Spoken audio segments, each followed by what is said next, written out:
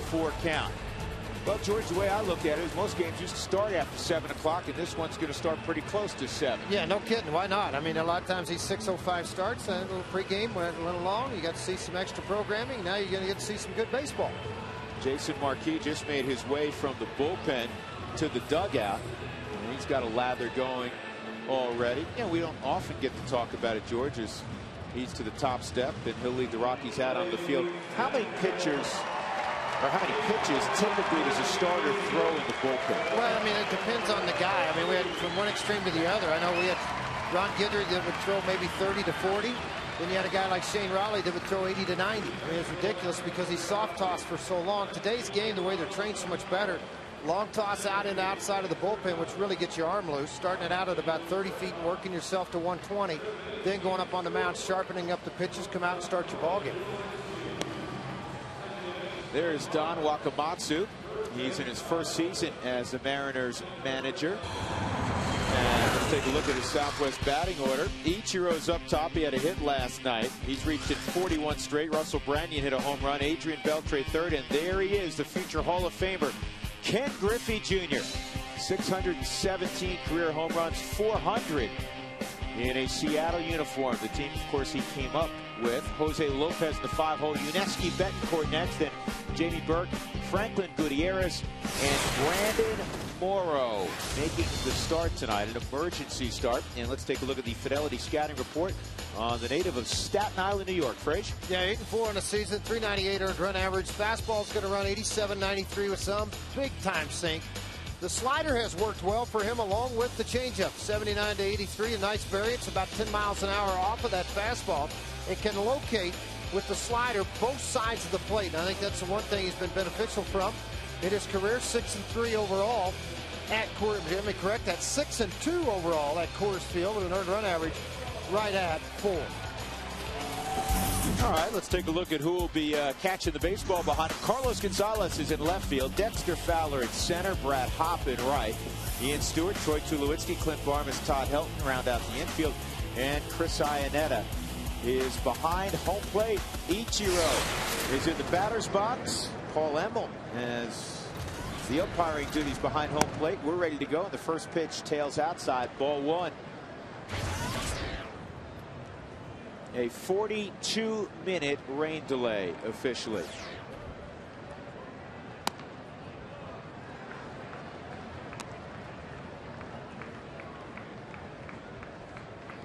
Marquis with a 2-0 count to begin. And Ichiro bounces it to second. And even at second base, you'll see guys watch Clint Barnes tonight. They won't take the time. They're going to catch it and they're going to throw it. Get rid of it in a hurry because of his speed, that what he has, because he runs out of the box a lot of times with his swings, particularly on the inner half of the plate. Well, a good start for Marquis, a bouncing ball to second, and here comes thunder. Russell Branyan. He hit a 99-mile-an-hour fastball into the bullpen last night in the first inning against Jimenez. Not only is it hard to hit a 99-mile-an-hour fastball, we assume, but also it's hard to lift the ball against Jimenez. Typically not a guy that gives up a lot of fly ball, long fly ball outs, and here's the fastball. That ball was above the knee a little bit, a couple of inches, and he left this thing out in the Rockies. The Rockies bullpen for his 15th home run of the year. That's on the corner, 1-1. Shadows right now over the ballpark because of this 6 o'clock, 6:50 start. Benefit a pitcher early in this game because he's in the sunlight, obviously hitter in the darkness. Benefit him because it's very difficult to pick up the rotation of the baseball. Gonzalez is going to give this a run, and he was too far over in left center field to get there. Rockies, especially with Dexter and Gonzalez, who's really a center fielder, I mean, that's ideal. And that's not taking anything away from Brad Hopp, but I mean, you have two center fielders out there in addition to Brad. Well, pretty good speed, obviously. And then I think, again, you mentioned Gonzalez with a pull hitter up as what Russell Branyan is. It made a long distance for him to try to get to that baseball in foul territory. Yeah, now Marquis ahead in the count against a guy who strikes out a lot. There he goes, down on a slider. And George, great location with that, because if it's hit, it's going to be pounded into the ground. Two gone. Or jerked into the foul territory on a slider that's off speed. As we look at Bert Automotive's keys to this ball game, their bullpen. And the reason I say that, Morrow's on the mound for them. And when he's out on the mound, he's not made a whole lot of starts as their bullpen does the hug in front of their bullpen prior to tonight's ball game. The rest, I'm talking about the rest of the guys other than Helton and Hop are becoming a big part of this. Talking about Barmas, talking about Tulowitzki being a part of that. And the defense behind Jason Marquis because of his ability to get ground balls. Adrian Beltre with a 1-strike count. It's turned into a pleasant evening. This ball line drive to center field deep. Fowler turns his back and it's over his head. Beltre to second. It will be a 2-out double, and that will allow the crowd to hear the name Ken Griffey Jr. here in the first inning. Well, look on the Hyundai cam here, you can see this pitch starting to break down out of the strike zone. Beltre, a very, very good low ball hitter. Opposite field, out over the head of Dexter Fowler, scoots into second base. And the fans of Denver still appreciate what Ken Griffey Jr. has done. 600+ home runs. You know, he's getting a start tonight in left field, George, for the second time in his career. He was a center fielder forever, and then as the legs got beat up, they moved him to right field. Junior did pinch hit in the 9th inning last night and walked.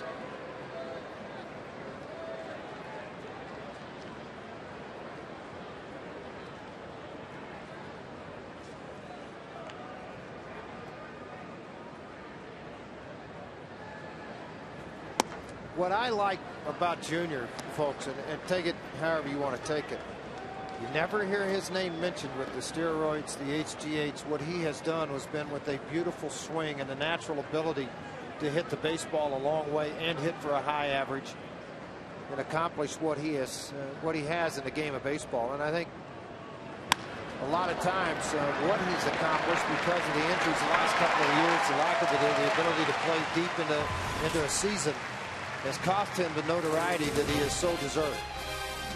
Couldn't agree with you more. Well put. No score. Good inning for Marquis.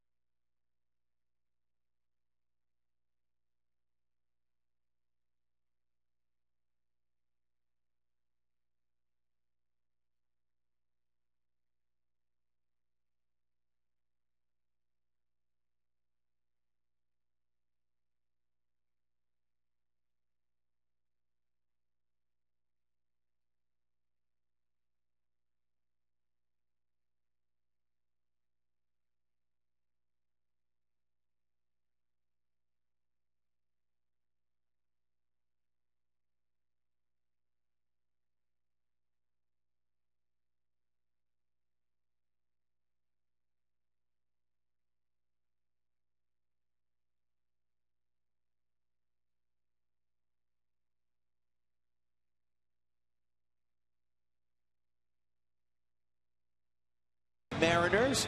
There's Jim Tracy, and here's his lineup tonight as the Rockies are trying to make it 10 consecutive wins. Southwest batting order, Dexter Fowler up top. Clint Barmas, boy, he loves that 2-hole. Todd Helton with 43 ribbies, 21 in his last 21 ball games. Then Brad Hoppy and Stewart, 3 lefties in a row.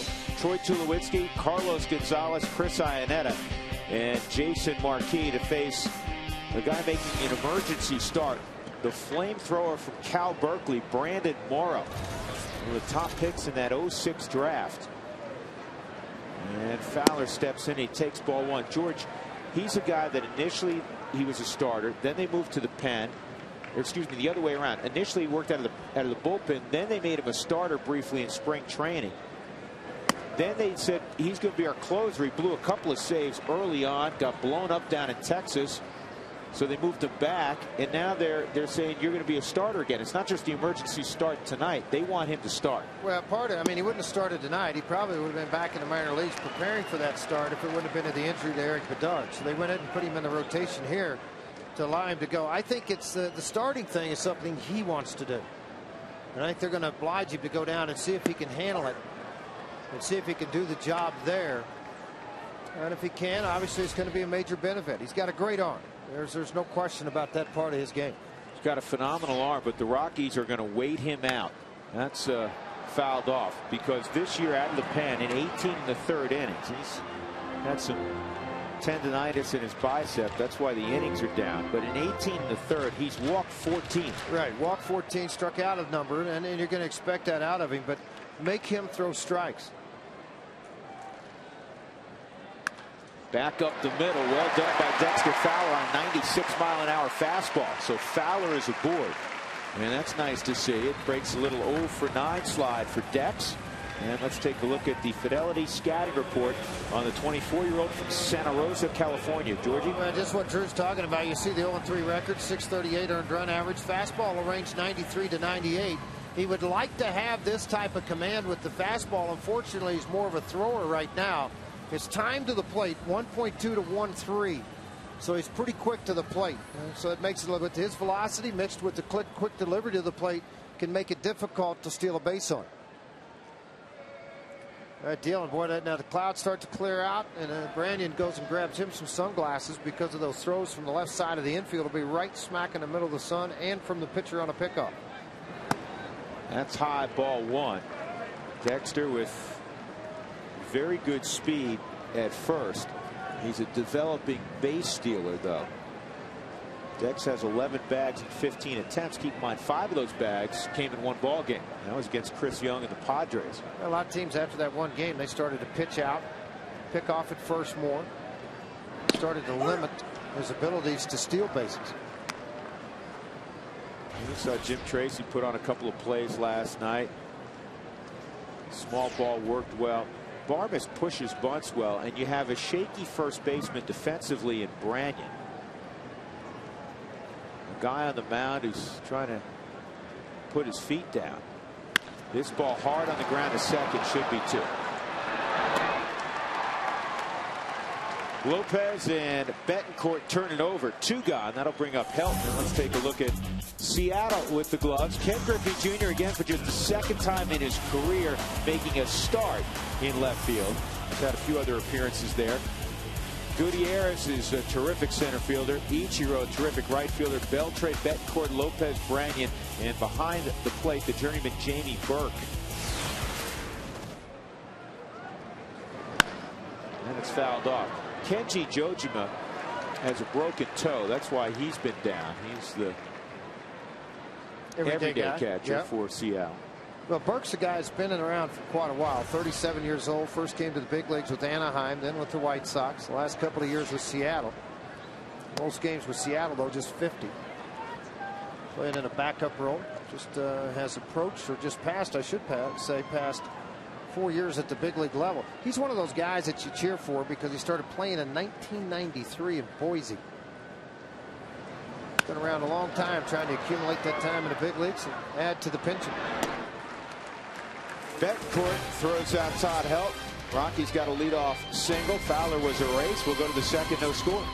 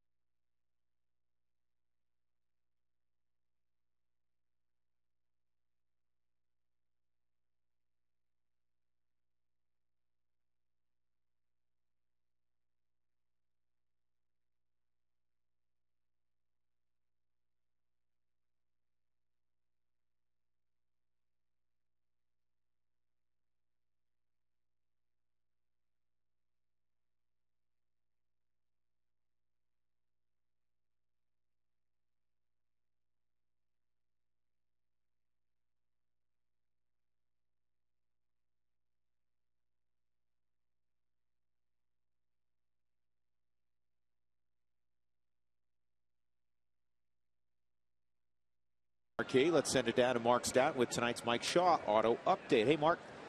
Hey, Drew, how are you? You can see I've got my Seattle Pilots helmet on, and we go back to 1969 when Seattle did indeed have a team in the big leagues for 1 year.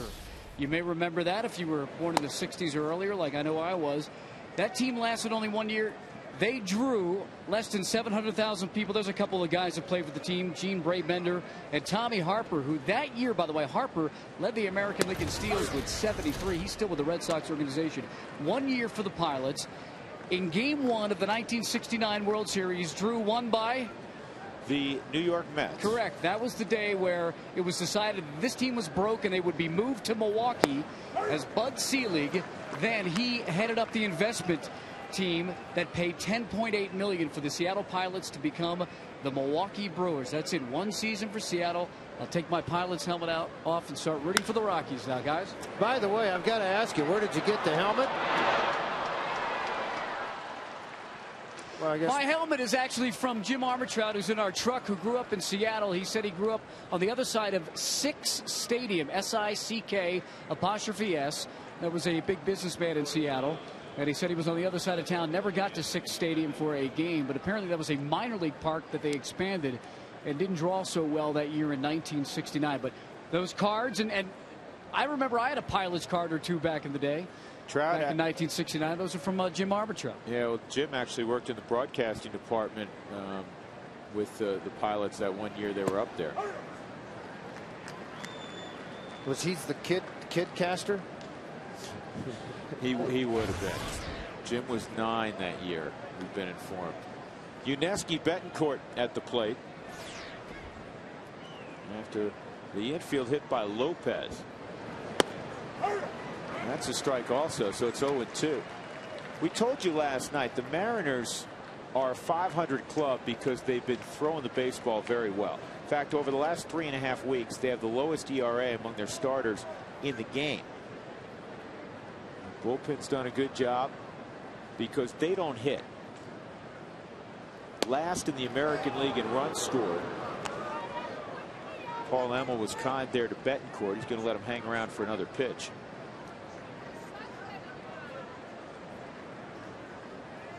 Yeah, they called the Mountain Time Zone, George, the forgotten time zone. Well, up in Seattle, I think in Major League Baseball, going back to runner going, and that's a fair ball. One play for Iannetta, and that's first. Well done by Chris.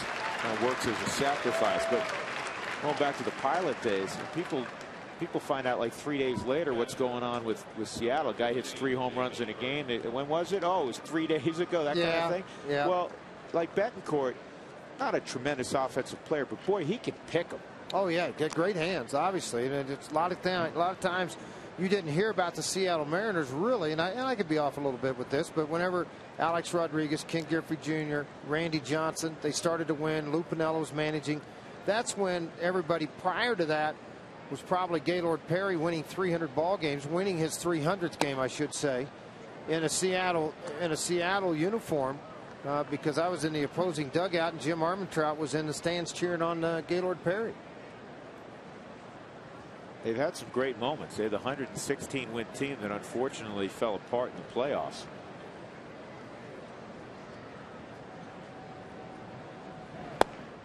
That's after they dismissed everybody, right?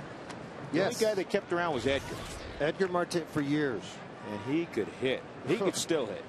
He could hit. Couldn't play first a whole lot, but he could hit. He wasn't getting paid to do anything but hit. Junior can hit. Yeah, Junior was the anchor for the organization at a very young age. 2-0 on Jamie Burke. And that's going to get away from Iannetta. And that's not good because now a fly ball, ground ball in the middle of the diamond is going to score Lopez. It's a wild pitch.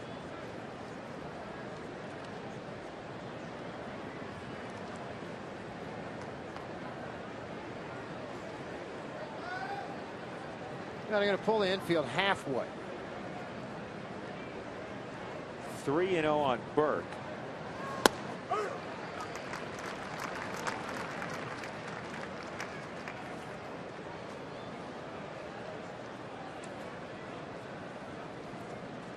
Lopez average speed at third base. So by pulling him in halfway on your infield, it gives them an opportunity to have a little bit more range. And now you'll back up the middle of it to try to turn two and tighten your corners up for play to play possible. So here comes Franklin Gutierrez with runners at first and third.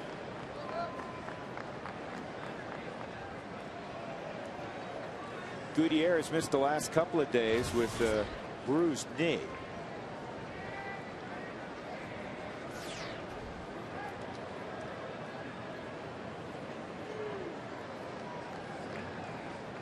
He has played an extraordinary center field, according to the folks that travel with the Mariners on a day-to-day basis.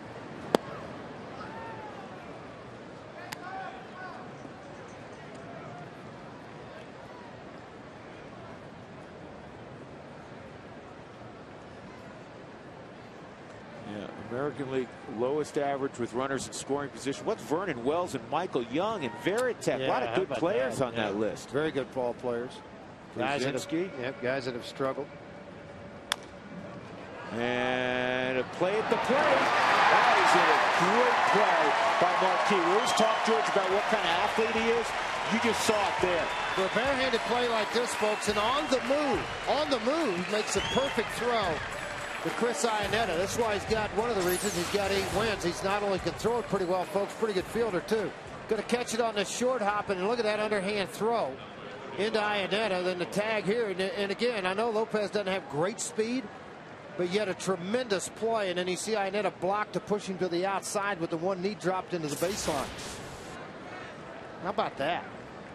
That's a tremendous play. You know, you think about it. That was his easiest play, George, because if he has to flip it, well, he's not getting in that play first. Yeah, he's not going to get Gutierrez. He's too fast. Right. And now you have the pitcher up, Brandon Morrow. This is his first at bat of the year. It's interleague play, and he hits a weak ground ball to second. And for some reason, Barney went to second base. Whatever works. So the Rockies avoid giving up a run. Jason Marquis fielding his position well. Flipping it to Chris Iannetta. Middle of 2, no score.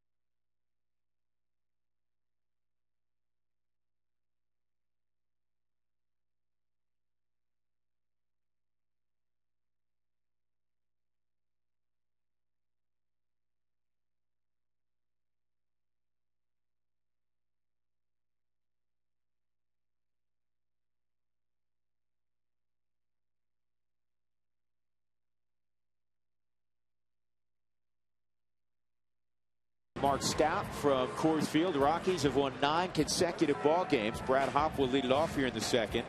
Fans, if the Rockies score 7 or more tonight, make sure you make your way to Taco Bell tomorrow in the state of Colorado and receive 4 tacos for $1 with the purchase of a drink. Rockies have 3 lefties back to back, and that's basically because there are no left-handers available to bullpen. Olson's back down there on the left side, but George, he just made a start the other day. 2 days ago, and I don't know if it was like a bullpen day. He could come in and maybe get one of those left-handers in a crucial part of the ball game, but I think it's more of a decoy for the Rockies to know that he's down there more than he's going to throw in a game. You know, and anymore, unless you have one of those real nasty left-handers that the lefties really fear. Hop hangs in against lefties. Telton hits everybody. Stewart last year lit baseball left on left. This a line drive, base hit for Brad. And the Rockies again have the leadoff man on. Hop this year has hit safely in 18 of the 20 ball games he's played in at Coors Field. Well, I think too, Drew, that when we're talking about left-handers and left-handed hitters of 3 in a row and all that, I think where our manager utilizes the left-hander down in the bullpen is more to prevent you bringing something off of the bench, knowing he's up down there versus late in games versus the lineup. You know, he's looking going into who they got lefty. All right, prevents me maybe from Quintanilla or whoever you want to run up there, Seth Smith, in a ball game that's a left-handed hitter. Stewart takes a strike. Brandon Morrow's an interesting story. California native, goes to Cal Berkeley out of high school. His first 2 years there, George, he had an ERA close to 8. He goes to play summer ball in Cape Cod, and that is a fair ball. Hop will go to second, 1 out, and he has a terrific summer on the Cape. Maybe the premier summer baseball league, amateur baseball league in America. And then the next year he just lit it up in the Pac-10 and received a lot of national honors and ended up going in the top half dozen in the draft. He was the 6th pick overall by Seattle. Well, he does show the huge arm, and you can see in his 3rd season he pitched in 121 games. This year he was 6 of 8 in save opportunities. In 07, when he first came, he set a rookie record with 17 or 18 holes as a setup man for putts in the bullpen.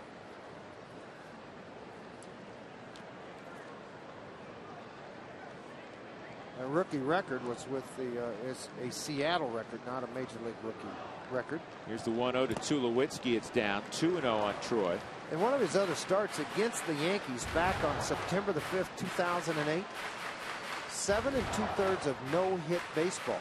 George, that was his first big league start. Right. He was the first player in more than 40 years to take a no-hitter that far into a game in his first career start.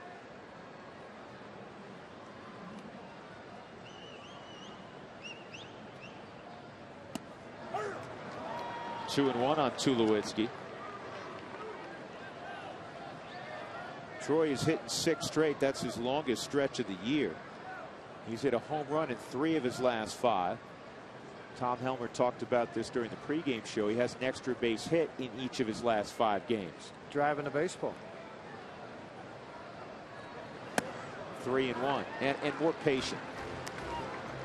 Well, the reaction time too. I mean, Jim Tracy talked about it a little bit. A little more upright stance versus down, crouched or low to the ground. I know as a pitcher, anytime I see a guy crouched low to the ground, I'm going to throw the ball up into the zone to get him to rise up into the zone. And when you get him to rise, they're working underneath the baseball, and they're not going to get on top of the baseball and hit nice lazy fly ball out. Not close, and now it gets away from Burke. Jamie Burke just boxed that one. And the Rockies, as they've really done all year, even when they were struggling the first couple of months, they've taken the extra base. They've been very aggressive. So Brad Hop moves to 3rd on the pass ball. You have runners on the corners and Carlos Gonzalez at the plate. Well, we remind the Rockies fans, Saturday, July 4th, when the Diamondbacks are in town, you can stay after the game for the best fireworks show in town, courtesy of Coca-Cola and King Soopers. Tickets are going so quickly, so make sure you purchase those today at any of the Rockies ticket outlets or online at ColoradoRockies.com.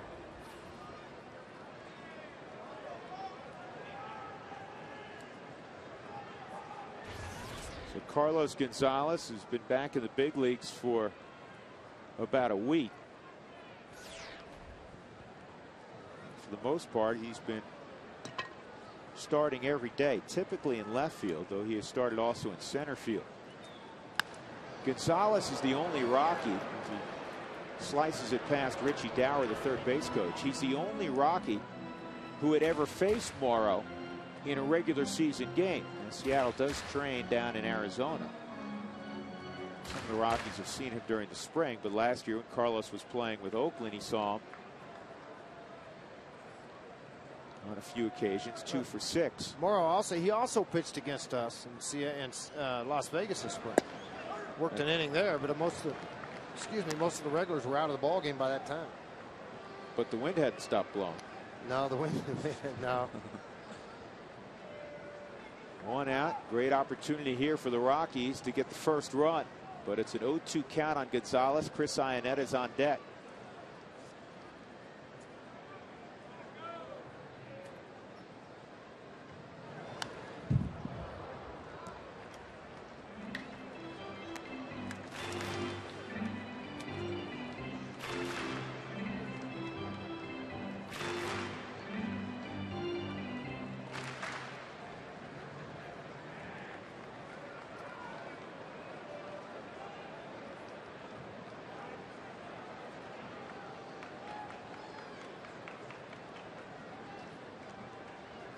Tulowitzki at first. Brad Hopp is at third base. And now Jamie Burke, after flashing a battery of signs, is going to go out and visit with Morrow.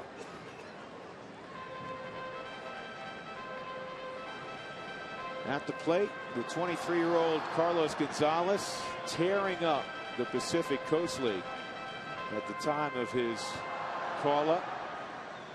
A little more than 300 at-bats last year with the Oakland A's.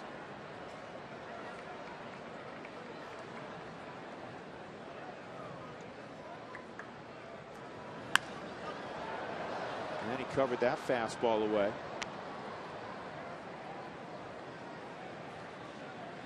Very confident, very well spoken, extremely athletic kid from Venezuela. Good kid.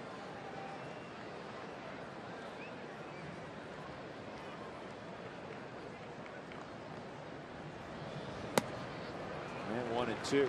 Well, what's happening too is his pitch count's jumping. And Drew's, mentioned earlier in the telecast, 60 pitches. I heard 70. Other people have said 80. Regardless, you're not going to let this kid get so sore with this type of an arm. Try to battle through it, see what he can do with it, have an injury or something pop up on him.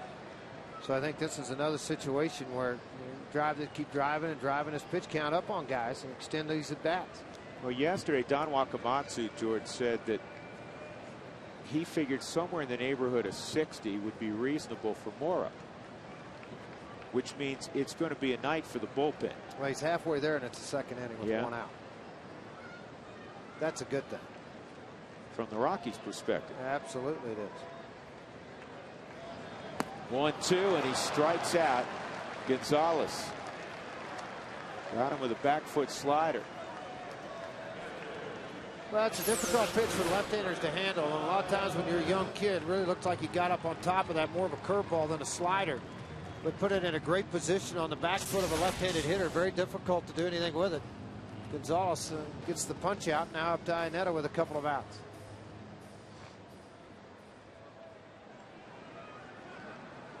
Chris Ionetta threw out a hit last night. It was his first coming off the disabled list a few days ago. Had to go on with a hamstring strain.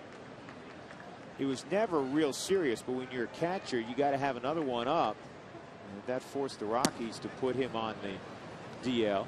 Well, as far as serious, he didn't snap it like a normal hamstring. But you can't put him in a game because he might snap it. It's already strained. I mean, you send him up to first baseline all of a sudden, trying to stretch a double out. You run into trouble, and then you lose him for 6 to 8 weeks. This way, you lost him a couple of weeks. You got guys right back up. Chris swung the bat pretty well in AAA, too, in a rehab start down there. Hit a home run, had some RBIs, hit around 300. I chatted with him briefly tonight.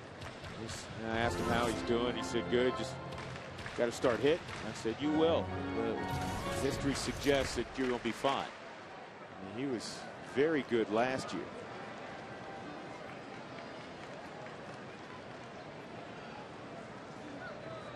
Here's the 1-1 and 1-2.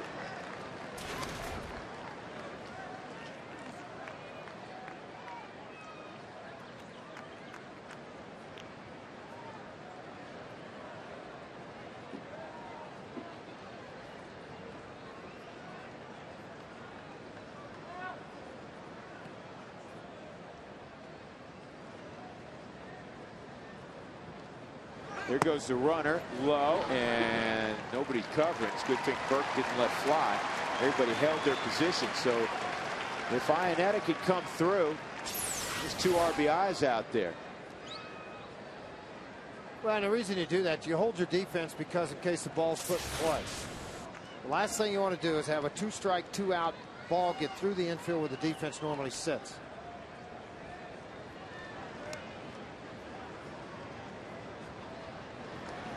And he stayed off the sliders, 3-2. Now you force the hand a little bit more. You got a decent hitting pitcher, a real good hitting pitcher, not decent, on deck in Marquis. Chris Iannetta, very good fastball hitter.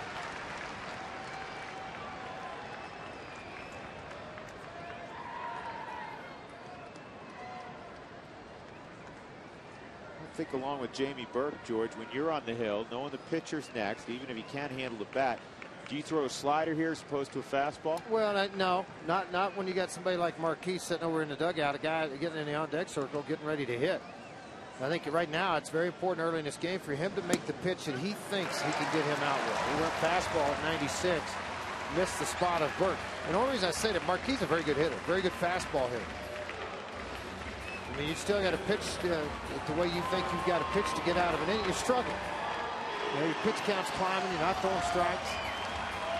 Managers, and Jim Tracy, one of them, in fact, tonight he was doing this, discussing the fact that one of the subtle things about the game of baseball is how many outs do you give a team, and does it not, and sometimes it's not even an error, but does another guy hit that means the next inning it impacts who comes up, and this is the perfect case. Next inning, the Rockies, unless something strange happens on the base pass, they're going to lead off with Dexter Fowler. Well, on the other side of that is you flip the lineup and you get that guy up 1, maybe 2 more times, but where it affects 2 is down into the 7th inning. Now you're not facing 7, 8, 9 in the 8th inning. Now you're facing 1, 2, 3 and working into the middle of the power guys. So, I mean, it's a carryover for quite a while. And Morrow has to throw, George, in this situation. What, 4, 5, 6, who knows? More pitches. Well, and he's only got 60 of them, or somewhere in that vicinity. 34 pitches now, 16 of them are balls. I mean, he's been out of the strike zone.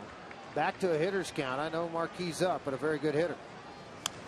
And he was hacking 2-0. George, he had some tilt on that swing. See, I got no problem turning him loose on a 2-0 count, bases loaded, and let him fly away at it. And that's exactly what he had on it. I mean, you know what? He's not going to get cheated. If I make contact and I'm swinging hard, guess what? Something good might happen.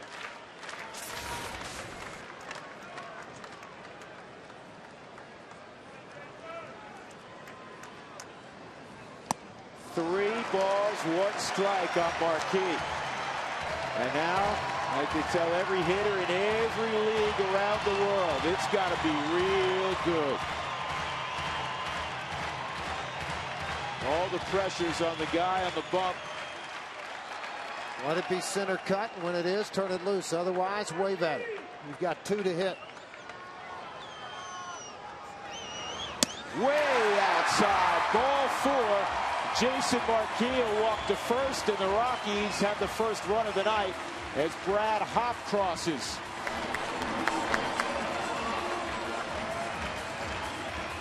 And this is the last thing Don Wakamatsu wanted to see. Well, you can see going over to the bullpen phone early here, trying to get the thing open. The call down there to see who can get going and get going quickly to try to get out of this inning. We touched on it when Morrow took the mound. The fact that in 18 in the 3rd innings coming into tonight, he had walked 14. Tonight, he has walked 3 in the inning. And the last forcing in a run. And now you have Fowler up there who singled up the middle. There's your favorite guy there, Drew. That's our man, Jakubowski. Jakubowskis. That's what, okay, you Yeah, confused me now. We went Jakubowskis. over this yesterday. Yeah, I've been practicing too. That's a strike. You've been nervous for 3 months since we saw him in Vegas. Jakubowskis, I had it. I know. We saw him in Vegas, and you said, "I hope he doesn't." I hope pitch. he doesn't come in here. And you hope, you wished him well. Yeah. But you just didn't want to see him when he played Colorado. Right. 0-2.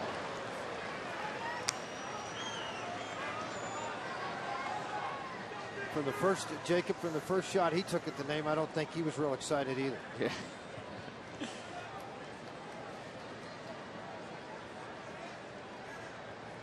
Chris Jakubowskis. It's a problem. Close. 1-2.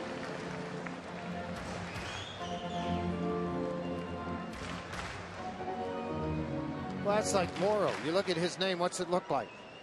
Morrow, right? Yeah. He wants it pronounced more. Oh. Pulled to first. And Branyan is going to get to the bag just ahead of Dexter Fowler. In the inning, there was a hit, 3 walks, and the first run of the night.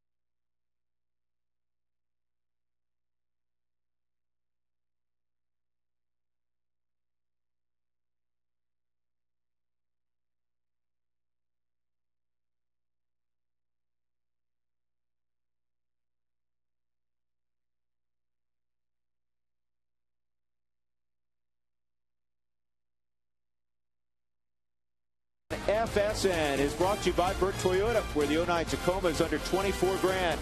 By Dex, take the sport out of finding information with Dex. Find what you need when you need it in print and online at DexKnows.com. And by the great Colorado Payback, reuniting you with your money. Well, we haven't seen that home in quite a while, featured on one of our Rockies broadcasts just up in Genesee. Woody Allen fame and sleeper. The Rockies have a 1-0 lead, top of the third inning. Drew Goodman, George Frazier, Mark Stout. The Rockies are 21-5 this year when they score the first run of the ball game. We also have a guest up in the booth this inning. In fact, George is taking a little break. He'll be back in a few minutes. Dr. William Doug Jackson has joined us. Dr. Jackson, how are you? I'm doing great. Good. Doing great. You brought good weather with you. Hey, this is perfect, isn't it? It is gorgeous. It's a beautiful Colorado evening. And you don't live far, I imagine, from that home we just saw. Well, just down at the bottom of the mountain. Okay. Yeah, absolutely. Yeah, you just mentioned to me that you live out west a little bit. Absolutely. Baseball fan? Yeah. Good. Absolutely. Good deal. Well, Ichiro's a pretty good baseball player. He steps in first against Jason Marquis, and he bounces it to second again. 1 pitch, 1 out. Dr. Jackson joins us because he's the president, CEO of Project Cure, and the acronym C-U-R-E.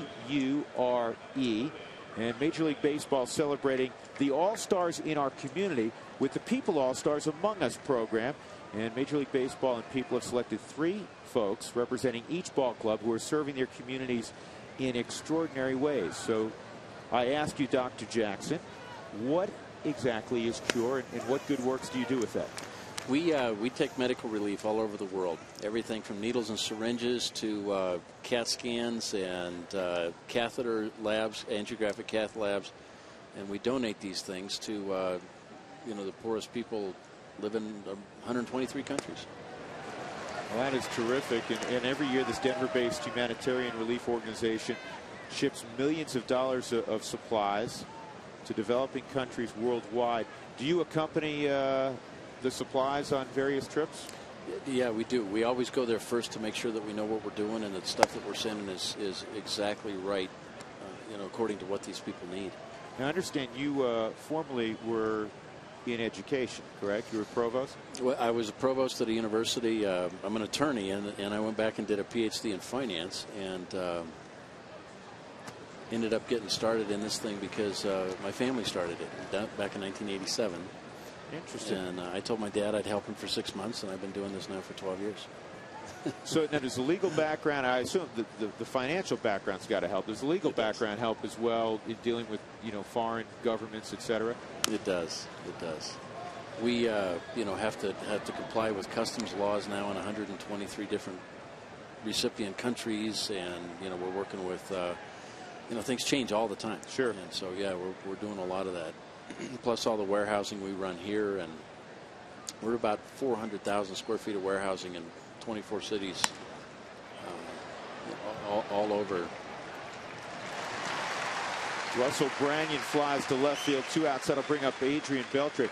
Now, if you're at home and you're listening into our broadcast tonight, you say, you know what, I'd like to become involved with Project Cure. How can somebody become involved? Well, the easiest way is to go to the website. We're www.projectcure.org.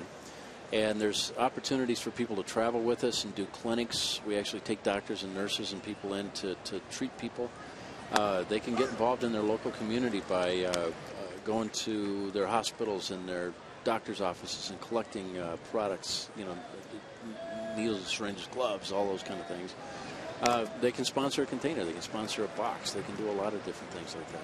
That is terrific. And fans also are encouraged to go online to peopleallstars.com. That's one word, peopleallstars.com, to learn more about each of the finalists in each city and to vote for their favorite by June the 24th. And there's obviously no losers here when you're talking about folks like yourself who are doing such wonderful things.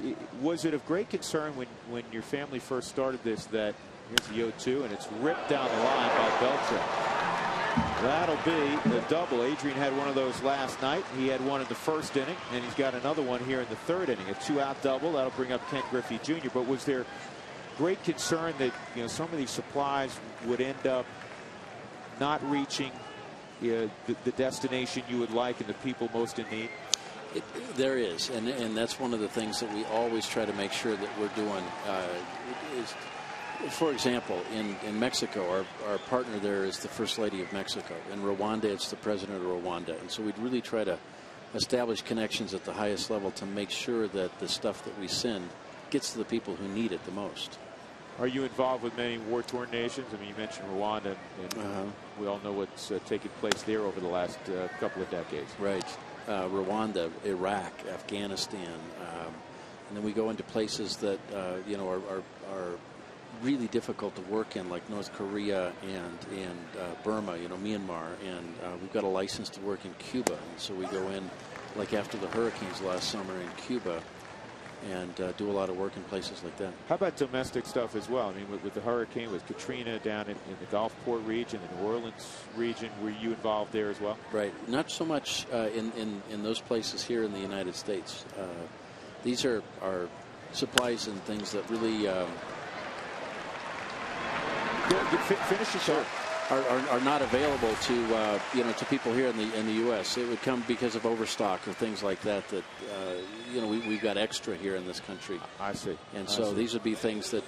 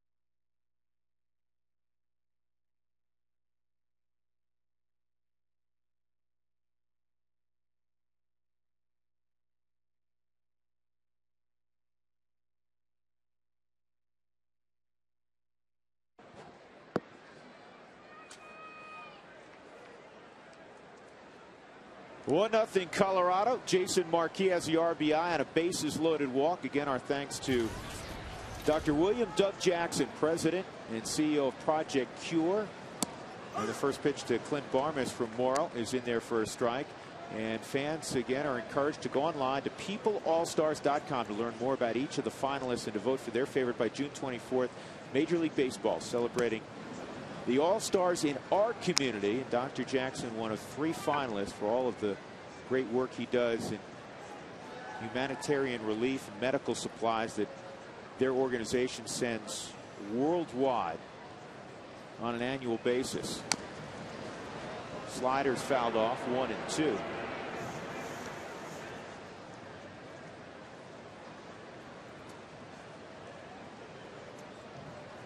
I thought it was interesting today and listening to Tracy talk a little bit about Clint Barmes and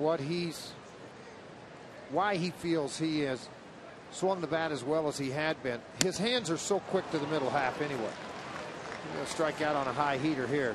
But the point is to stay behind the ball, drive the ball to the right side, and your hands are so quick to the inner half of the plate, you're going to react to it anyway. Quit worrying about trying to get beat on a ball.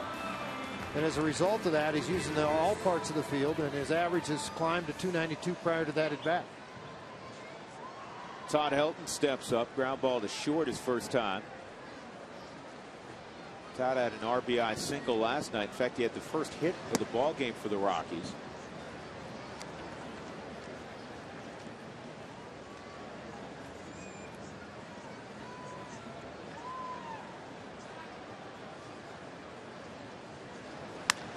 And Todd pulls it down the line. Ichiro goes over, plays it up the line, and lobs it back to the infield for Todd Helton. He's now within 14 doubles of 500 in his career. Changeup at 89 miles an hour is the Helton Fan Club and Center. They've been there a long time. On a Hyundai Cam, you can check the location of this changeup. Up, out over the plate. Helton catching the top half. See Brandon way off of the line with Helton. It's an indication they're going to pitch him away and give the ground ball up down the line. But when you hang the changeup at 89, I mean, that's an average major league fastball. So it allowed Helton to turn on it, get into scoring position with 1 out, and Brad Hopp. Brad lined a single to left his first time. Yeah, it's difficult for Burke to catch a guy like Morrow because he's everywhere, but he's also a guy throwing it very hard. I mean, that last fastball's at 95 with a bunch of movement on the pitch. And if you're unsure of the spots of where you're trying to go with it, it just makes it so much difficult on the guy behind the plate.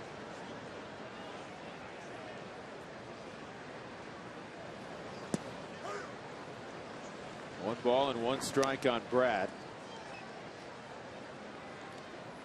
Hopp's 5th in the league in hitting, 5th in RBIs, 4th in slugging percentage. On base percentage over 400 at 406, 11th coming in. And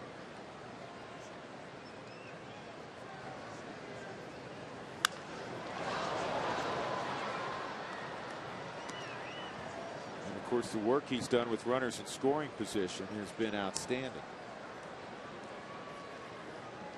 426 average. Ian Stewart waits in the on-deck circle, hitting behind Hopp tonight.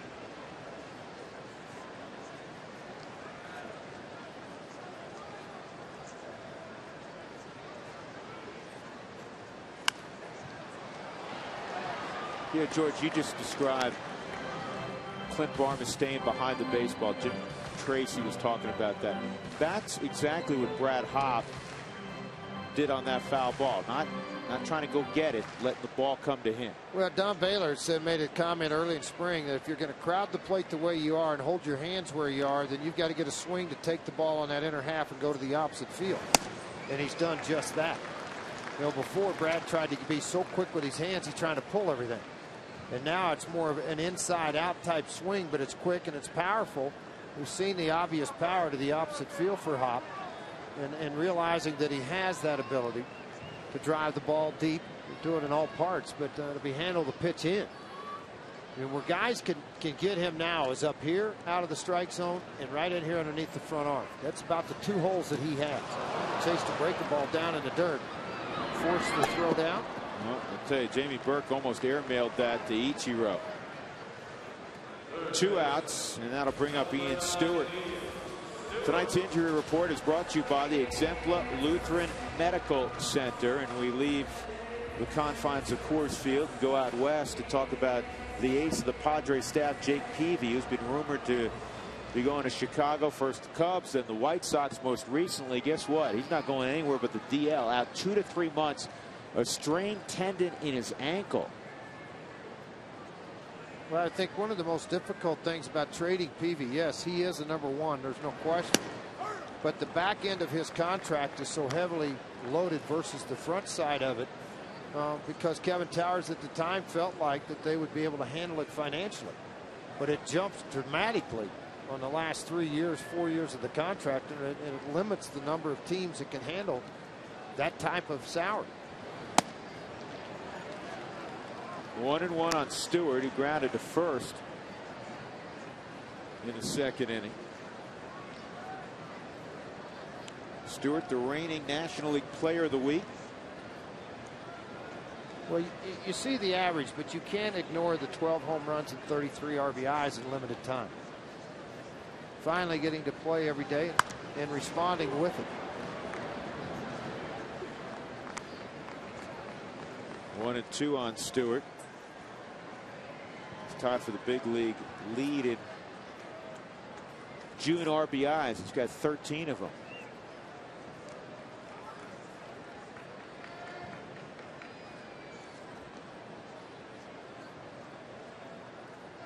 Morrow at 56 pitches. Again, the magic number they felt would be somewhere in the 60 neighborhood.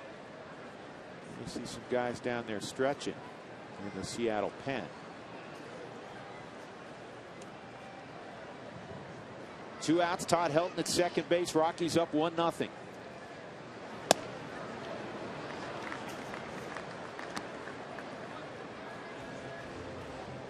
When guys, phrase, throw extremely hard, you see a lot of check swings because hitters have to get ready a little earlier. Well, the reaction, plus ball's up in the zone. You know, at 95, that becomes 97, 98 really quick with some lift to it. So as you start it, it's difficult to hold it back. I mean, it's just very difficult, and particularly with strong guys, because the wrist strength is so much that they just can't hold the bat back. And if they do, a lot of times you'll see an injured wrist come out of it. By the way, Chris Nelson, former #1 draft pick, is elected to have a second opinion on his wrist. And the surgery, if it is performed, would be out for the rest of the year. Played in 70-plus games a year ago because of injuries. Just has not been able to stay healthy an entire year. And when he did stay healthy, had a very good year. So Stewart behind in the count, 1-2. Ends up earning a walk. 4 walks by Morrow. And here's Troy Tulowitzki. Tulo walked, stole a base last inning. Great numbers his last couple of ball games.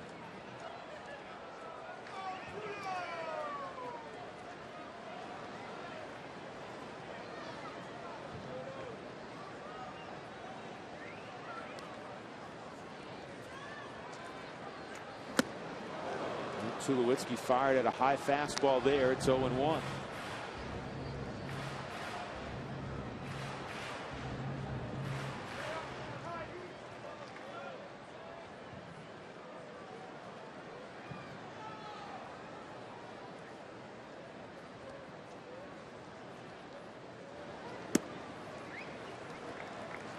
Ball and a strike. Rockies looking for that big hit. Hits are all even at 3 apiece.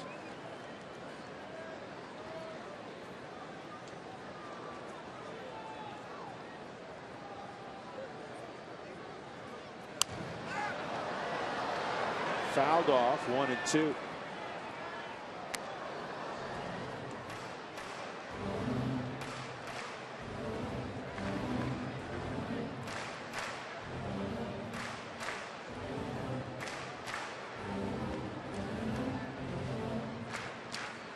Troy was part of our pregame show tonight. leading the National League in fielding percentage among shortstops.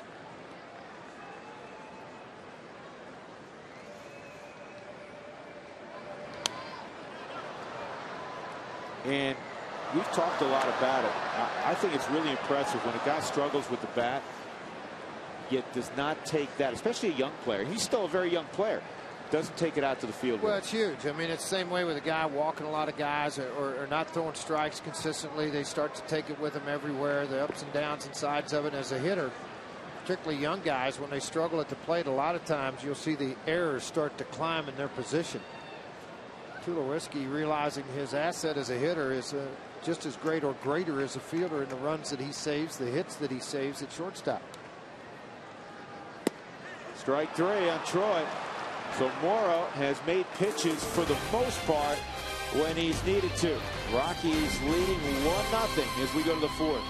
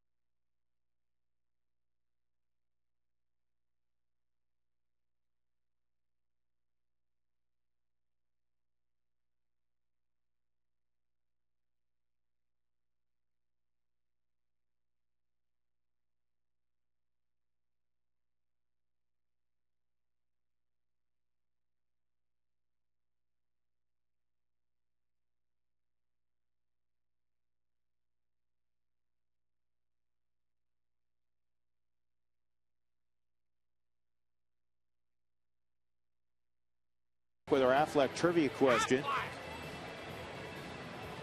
Ichiro has amassed 200+ hits in each of his 8 seasons in the big leagues. 7 Rockies have had 200 hit seasons. How many can you name? Good question. Well, one guy's had it a couple of times. 200 hits twice. Jose Lopez, an infield hit in his first at bat, takes ball 1. Lopez out of the 5-hole, then Yuniesky Betancourt and Jamie Burke. Lopez leading the club with 36 RBIs. There's another injury that we have to give you an update on, and that is the Rockies' 8th inning specialist from a year ago.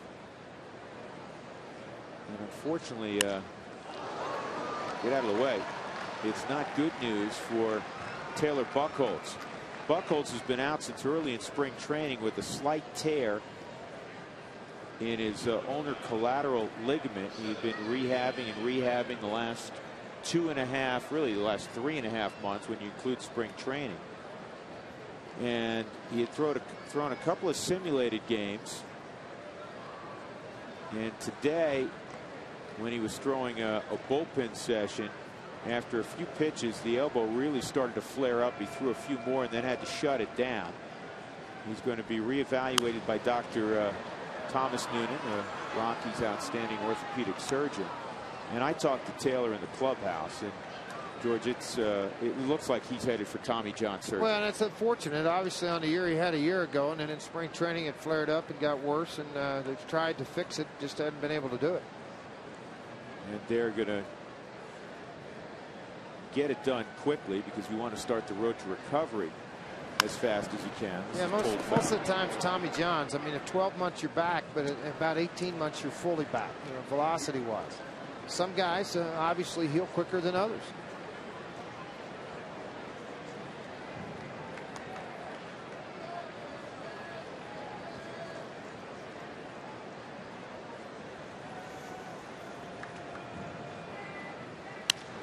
Pulled to Stewart. What a play. There's one. There's two. Man, it doesn't get better than that. It looked like first and second, nobody out. Instead, two down, nobody on. You see how quick he is with his hands. The crowd likes it. And then Barmas at second base on the exchange. Jim Tracy talked about his arm strength and foot speed as a second baseman and the ability to turn these. This ball's hit hard. Stewart 2 steps from the one knee, the perfect feed. I mean perfect. Belt high to Clint Barmas, which allowed him. Here's a great look at it right here, and the job that he did knocking the ball down. And then from one knee, bullet throw right to Clint Barmas. How do you win? How do you win close games? How do you win low-scoring games? You play that kind of defense. Jamie Burke takes a strike, gets 1 ball and 1 strike. Man, that was a great pickup, moving to his left on a hard hit ball by Ian Stewart.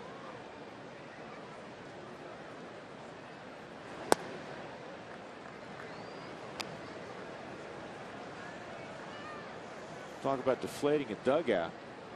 You just shut it down. You're 1 run down. Your pitcher's battled through it. He's walking guys everywhere, and you're thinking, you know, hey, here's a leadoff single. Oh, ball's hit hard. Hey, we got first. No, we don't. Yeah. You know, and I think it's something that other managers and teams learn to appreciate what the Rockies do defensively once you see them over a 3 or 4 game series when you normally never see them. And the error total, and we discussed this about a week and a half ago, the error total has been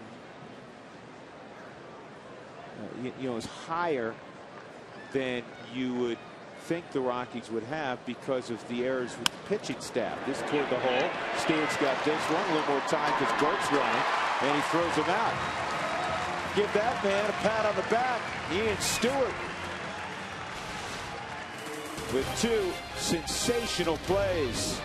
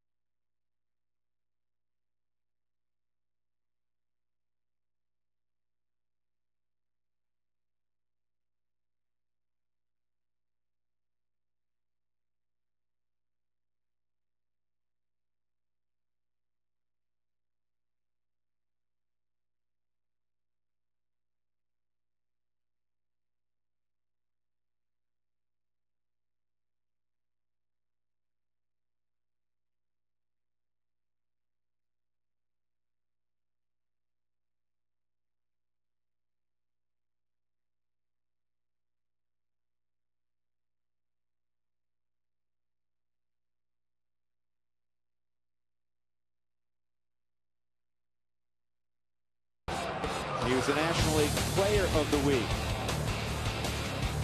So that's our power hit of the week from Ian Stewart. Did you know that molybdenum is used in air safety bags, smoke retardants, and carbon monoxide detectors? I certainly did not know that. It could save your life, and it's mined in Colorado. Moly.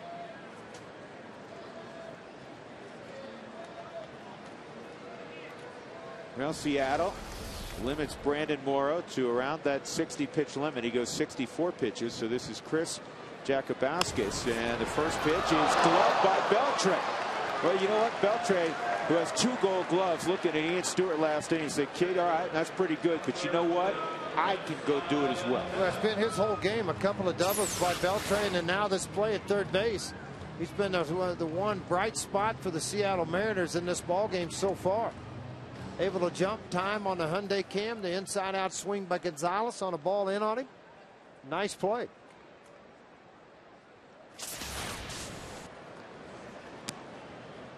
First pitch to Chris Iannetta misses. 1-0. Chris walked his first time up. Carlos Gonzalez robbed of a hit.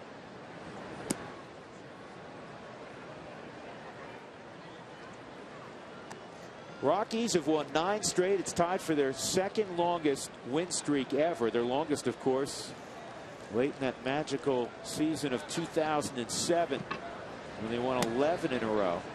The other time they won 9 was back in 1997. Late August, early September.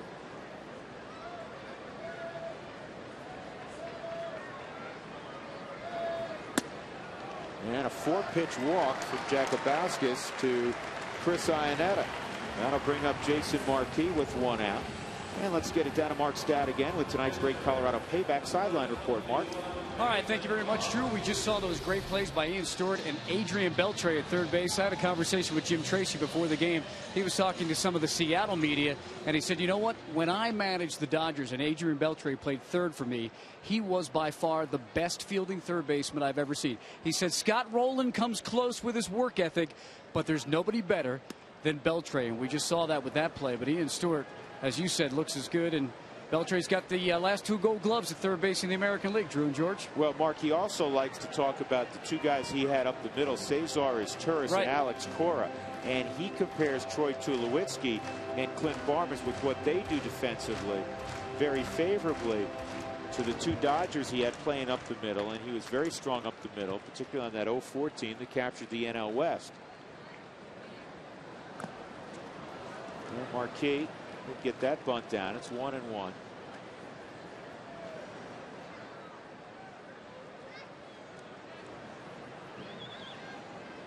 Jakubowskis, George, a more manageable fastball. Well, absolutely it is. I mean, it's 4-seam fastball, but it's 88, 91, 92 miles an hour. He will sink occasionally.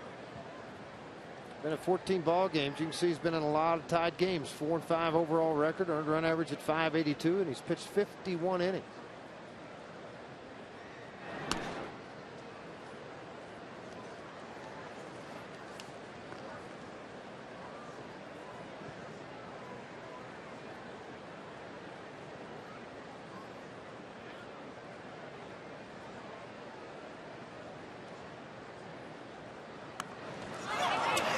Straight up in the air, and that won't work. Burke makes the catch. Marquis retired. That'll bring up Dexter Fowler.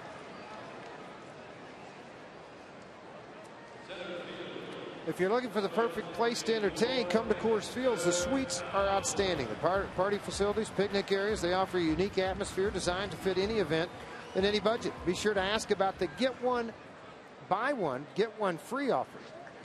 303-312-2444 to reserve your game today. So remember that. If you buy one, you get one free.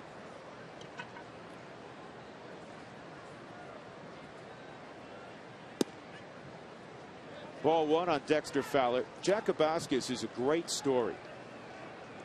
Chris went to the University of Oklahoma. George, you know something about that place. He's from Southern California originally. And he was mostly a first baseman and outfielder there, not a pitcher. And he said late in his career there, his swing just kind of left him. So he went to a tryout camp for independent teams in Florida. And he showed enough to get signed by the Florence, Kentucky Freedom of the Independent Frontier League. Chris Sabo managed them at the time, the former big leaguer with the Reds. This ball is pulled in the hole, a base hit. And that'll stop at second. Dexter has a couple of knocks tonight.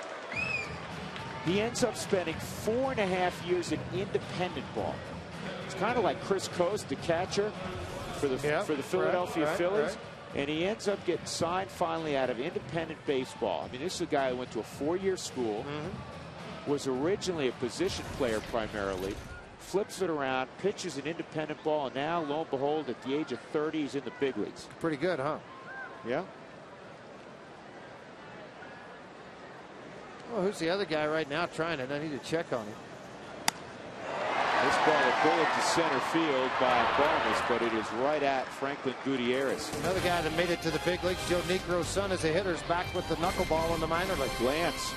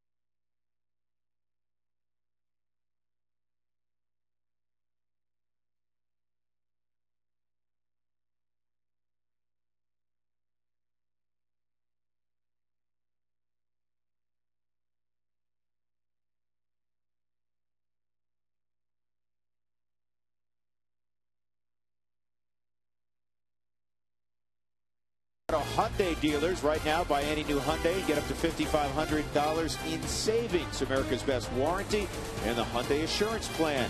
By Geico, 15 minutes could save you 15% or more on car insurance. Visit us at geico.com or call 1-800-947-AUTO.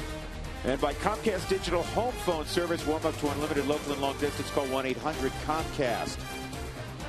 We go to the top of the 5th inning. The Rockies looking to make it 10 straight victories. They're ahead of Seattle 1-0. Jason Marquis been very good so far. He's had some good defense behind him from, in particular, Ian Stewart. Franklin Gutierrez, the 8-hole hitter, with Jacobaskis on deck.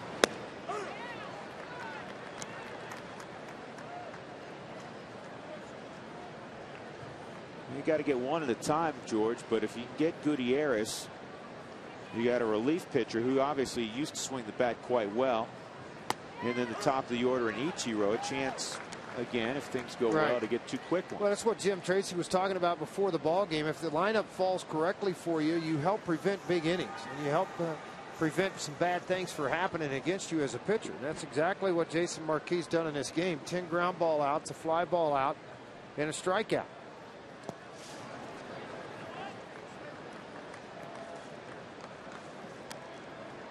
You see this at the big league level, and I wish I saw it more at younger levels. Sometimes catchers, George, get a little lazy when nobody's on base and they don't block baseballs. They kind of just try to pick it with the glove, become an infielder. Yep. I call them bad bullpen habits. No swing, 3-2. And Chris Iannetta a moment ago on the 1-2 pitch, slider away. I mean, he did a great job of blocking the baseball. And again, if he goes to the backstop, there's nobody out there to move up, but you get in the habit of doing things right. Well, there's a couple of people that really appreciate that. One's your manager. The other guy's the guy working behind the plate. Now, a lot of times guys just kind of give that old sweep tag touch, and Stewart's going to get another opportunity to complete it. But, the umpires really appreciate it. Those guys that sweep it and it gets by them and catches them in the shin or the foot. Well, 1 out. Gutierrez will go to the dugout. Brandon Morrow will come up with Ichiro on deck. And he has amassed 200+ hit seasons in each of his 8 years since coming from Japan. 7 Rockies have had 200 hits in a season. How many can you name? Helton's an easy one. He's done it twice. Bichette's done it. Matt Holliday has done it. Ellis Burks, Larry Walker, Vinny Castilla, and Juan Pierre. And if I'm not mistaken, everybody was an all-star with the exception of Juan Pierre. Has he been an all-star? No, Juan was not an all-star. but I think you're right. The other 6 obviously have been all-stars. 1-1 on Jakubowskis. Slider misses, and it's 2-1.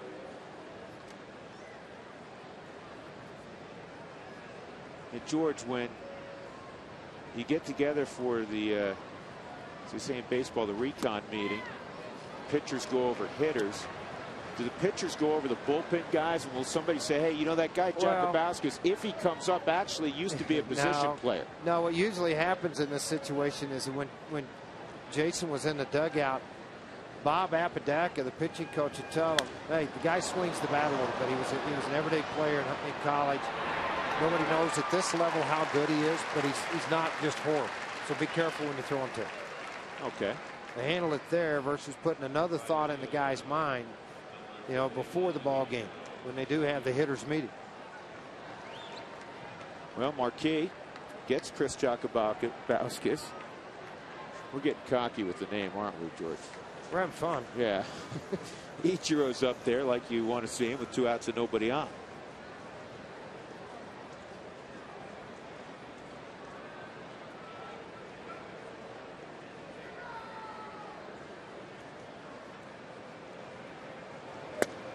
He takes a strike. Alan Cockrell, Rockies hitting coach last couple of years. Now the hitting coach with Seattle. Got to visit with him a little bit before the ball game. Told me a great story about Ichiro. When he first met him, he came back from the WBC playing for Japan and won it all. And he said the first round of BP he took, he hit 10 out of 10 balls to left field. This is going to be tough. Ichiro has another hit. That's how you get 200 hits. I mean, he squares a lot of balls up, but if he hits anything on 2 hops to the left side, he's on. Well, pretty much so. I mean, the only way you do it is shorten everything up, and you're just not going to be able to do it. And the reason he tops a lot of the balls to the left side is because he's running out of the box swinging. Yeah. So to finish that story, Cockrell said Ichiro's first round, and usually, folks, in big league BP, you're going to get 4 or 5 rounds. So he takes 10 swings, he hits 10 line drives the opposite way, and most good hitters will do that. He said he got probably 30 more swings in batting practice. He hit 28 of those 30 balls into the seats.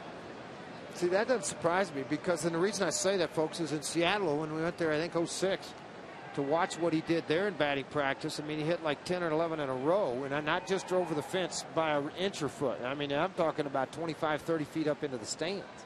And I asked him, I said, all right, other than Branyan, who's got some of the best pop in baseball, I said, who's got the most pop in your lineup? He didn't miss speed. He goes, Ichiro. There he goes. He takes off. Ionetta's throw is not quite in time. And Ichiro has stolen another base. It's his 10th of the season. He's been caught 4 times. As they're working at one of the best hitters they have in their lineup, he strikes out a lot. Branyan. You still got to try to get the guy in scoring position, and a good guy to do it with, Ichiro, because of his speed. He just outran the throw, and it was on the shortstop side, made it more difficult to have success with it.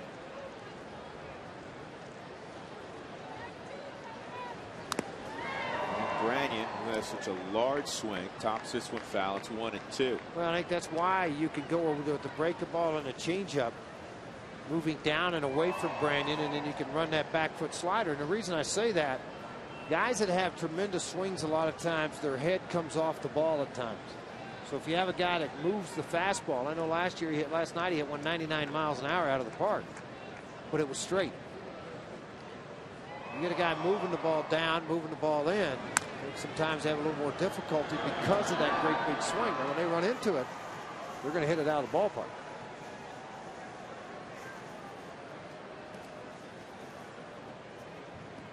Career average at 230, what he's done against Marquis. And this year, he's hitting 319. Yeah, the Mariners 0 for 4 tonight with runners in scoring position, too. Just want to get to that guy. Talking about Adrian Beltre, he's got 2 doubles tonight. 1-2 on Branyan. 2-2.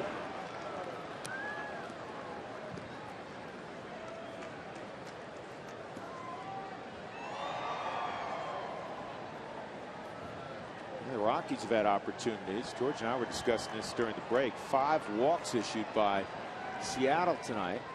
Rockies have 4 hits, but just 1 run. Here's the 2-2. And this gets away from Ionetta. He doesn't know where it is. Ichiro circles third, pushes the pause button. It's a wild pitch on Marquis. Well, again, appeared to be a hard sinker that he tried to run to the outside corner, just overpronated on the baseball and got it into the dirt, and Ionetta tried to go all the way across his body and backhand scoop it. Shot all the way over by the Rockies dugout. When a ball gets that far away from the catcher, it really becomes important, even at the big league level, for the pitcher to start yelling where the ball is. Let him find it. You cover the plate. Here's the 3-2 to Branyan. He didn't offer at it. And now there's runners at first and third. And the guy who's been the toughest out in the lineup tonight, Adrian Beltre, making his way to home plate. And as George just said, he's 2 for 2 with 2 doubles.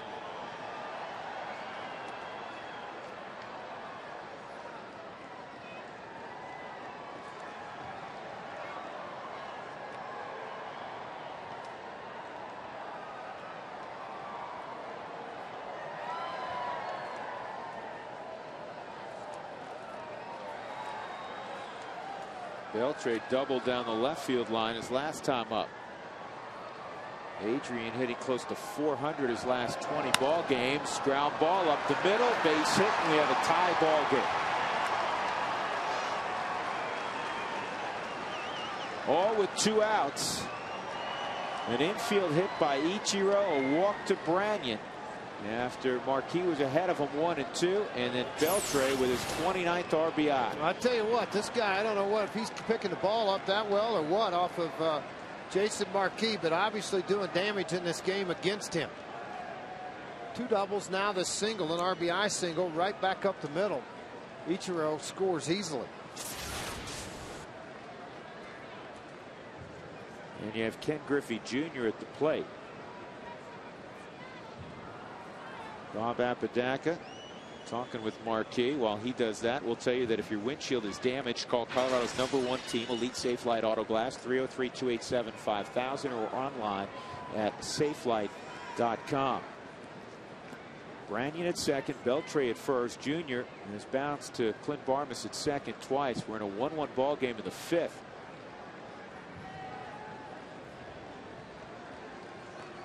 Jr. getting his 2nd career start in left field. The only other time was when he was with the Reds down in Houston back in 2002, and he remembered. I was talking to him before the ball game. He and his son, his eldest son,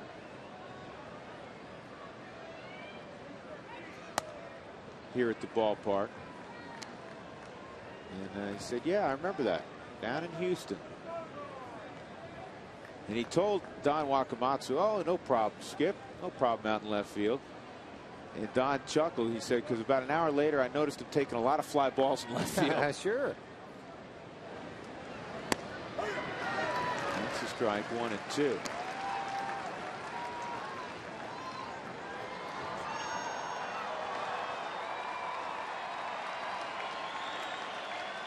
Junior's son Trey with him on this road trip. 15-year-old, tremendous baseball player, but doesn't play anymore. George just plays football. He's a safety wide receiver. Sophomore to be down in Florida. 6'2", 170 pounds. And he's in uniform in the dugout. We'll get a shot of him in a moment. Looks exactly like that. Inside, 2 and 2. Well, guess what? Dad looks like Granddad. There's Trey. You know, handsome kid. Oh yeah. Well, you know what? I can understand that, and with all the success Junior's had as a player, and the record numbers he's put up, that you know, sometimes your own sons want to go make their own identity in a different sport, in a different total walk of life. Yeah.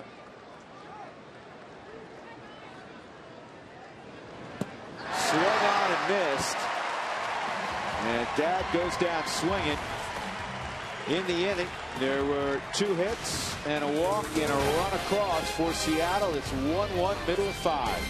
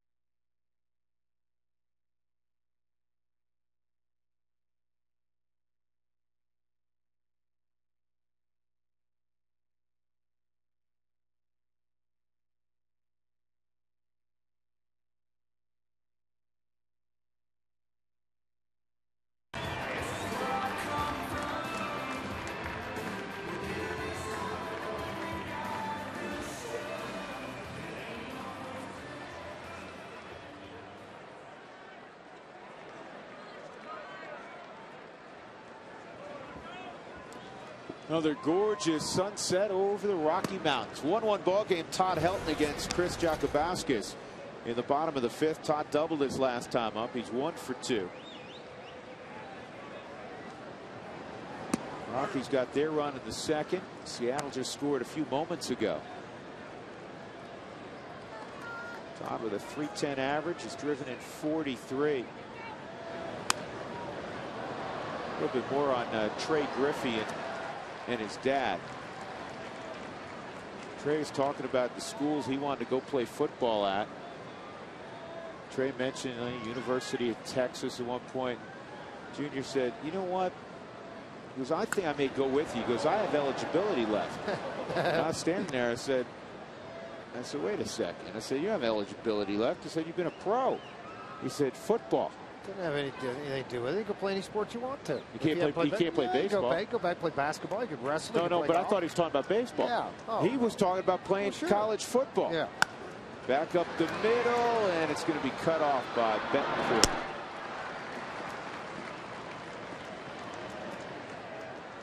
Take a look at our Geico quote of the day. Dave Niehaus, the Hall of Fame broadcaster for so many years of the Seattle Mariners. Get out the rye bread and the mustard, Grandma. It's grand salami time. My, oh, my. Or something like that. That was close. I had breakfast with him this morning at Sam's number 3 over off Curtis. And the stories just started to flow. And that's a very entertaining guy to sit with over the history of the Mariners. The only play-by-play voice they've ever known. Brad Hopp takes that pitch. It's 2-0. Well, we had an enjoyable time down in Las Vegas when the Rockies and Mariners played a couple of ball games. Final 2 ball games of spring training this year.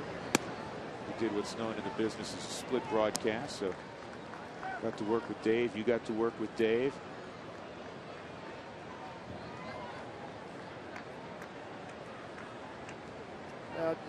Rick Riz is his partner in there on radio.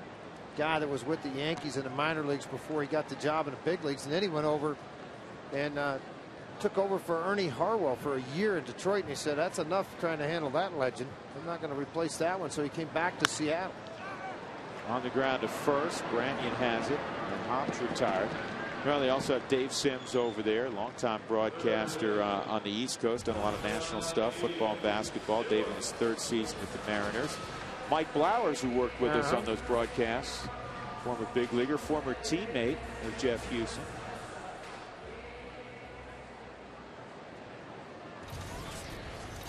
2 outs. Ian Stewart. Stewart 0 for 1 and a walk.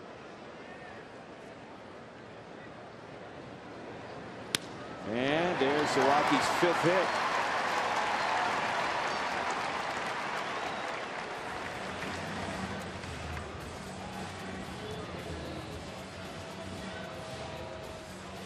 Well, this ball game, George, is being played at a typical pace for what we've seen in the second half of this Rocky streak. You know, the first 4 ball games that the Rockies won, one in Houston and the first 3 in St. Louis, they outscored the opposition 38-10. The last 5, they just outscored the opposition 23-14. And of course, here it's a 1-1 ball game. So they've been winning the close games here to run that record to 9 straight. Well, right now with this club, what you say, stay close. Obviously, the rotation has done a job, but right now the Rockies are winning the battle of the bullpens. So when you can play for that 1 run late in the ball game, you can bunt, hit and run, do some things to create that 1 run beyond the 6th, 7th inning when you get into it, because the bullpens are winning it right now.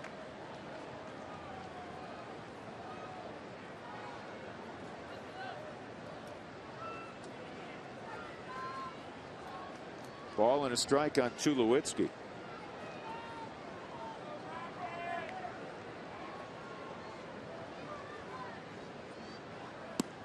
Hey, Jacob, wake up.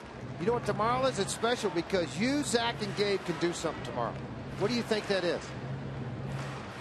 You're a bad guesser. You get to run around the bases tomorrow if you want to. How about that? All the kids through the gates will receive it. That's not true. We'll receive a Colorado Rockies kids baseball cap courtesy of King Soopers. You don't get to run the bases, but you do get a new hat. How about that? Mariners are in town tomorrow.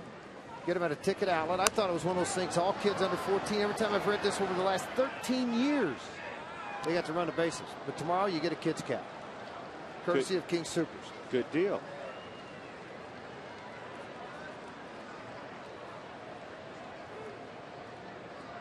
See, she got a Colorado hat during the World Series.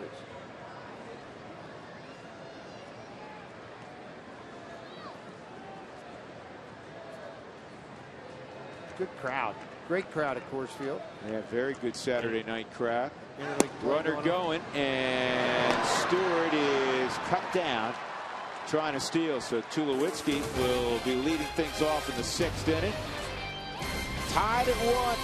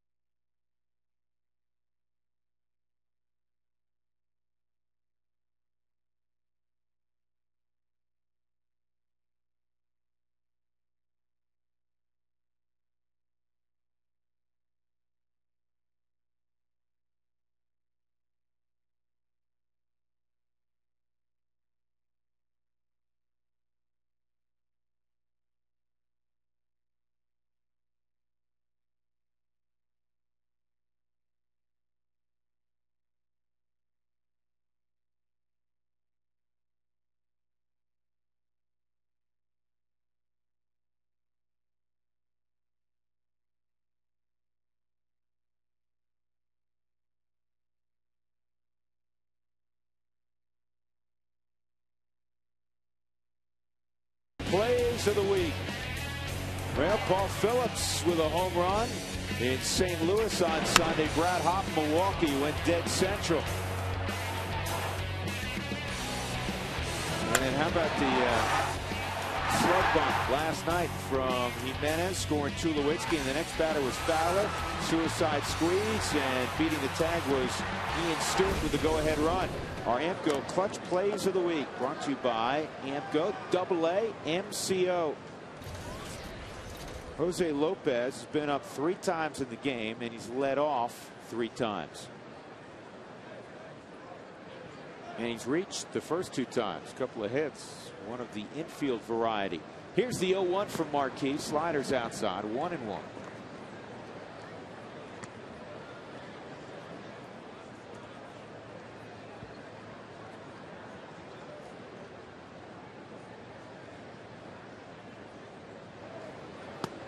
On the corner. Very consistent by Paul Emmel tonight with Marquis because he'd been around the zone more than Morrow, but calling the corner-to-corner pitch for Jason Marquis, which helps set up obviously the rest of the at-bat. Line drive, glove by Helton, throw it around the infield, 1 out. Pitch up at the strike zone, not down where the previous pitch was, and allowed the pretty solid wood to be put on the baseball. That's a game of baseball, George. That's the hardest hit ball of the 3 tonight off the bat of Lopez, and that's the only one where he's been retired. Yeah, and as a pitcher, that you know when you're going right when you get that line drive right at a guy and the ball's just smoked. Betancourt takes inside, ball 1.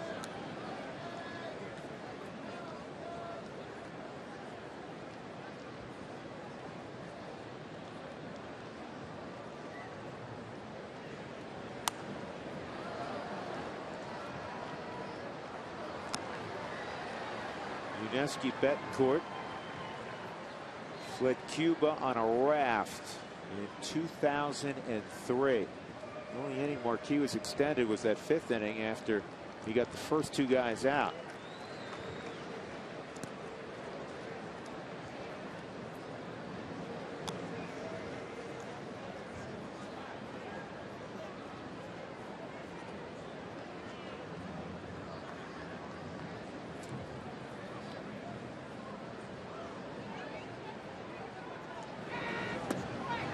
Two and 2.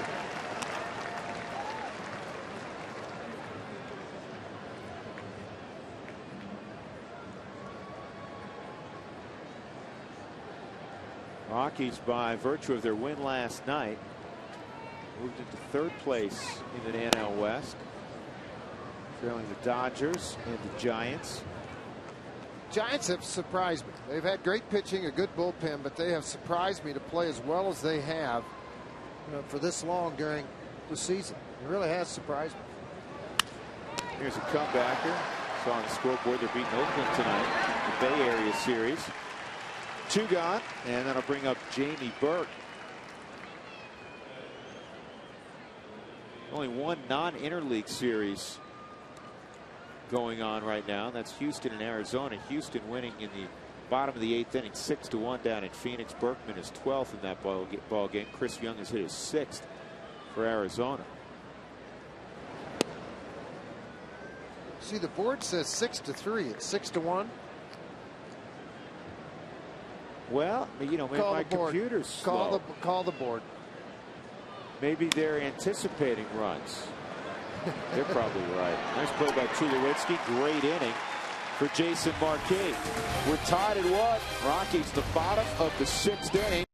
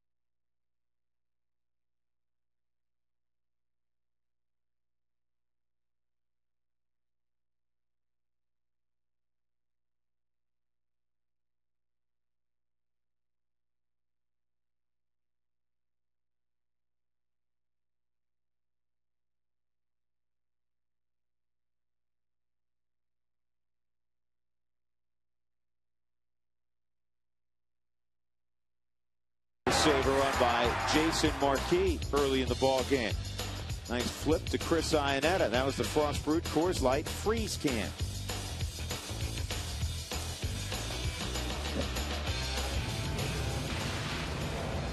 Well, the sixth inning has been a beautiful inning for the Rockies this year. They have outscored the opposition in the sixth inning, George, 43-17. Well, it's time to do it again. Attack it on, baby. Put some more up on the board.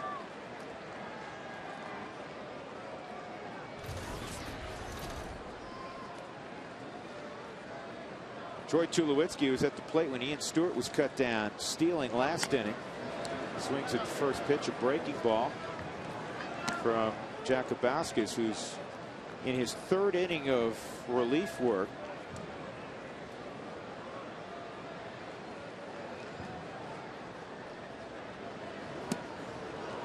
And it's 0-2. He replaced Brandon Morrow. Morrow got the start tonight because Eric Bedard came up with a sore shoulder.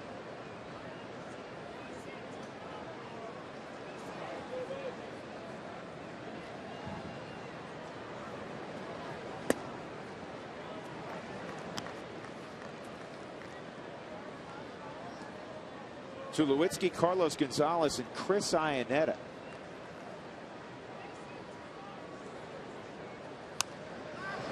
Out of play. Rockies are 10-14 at home.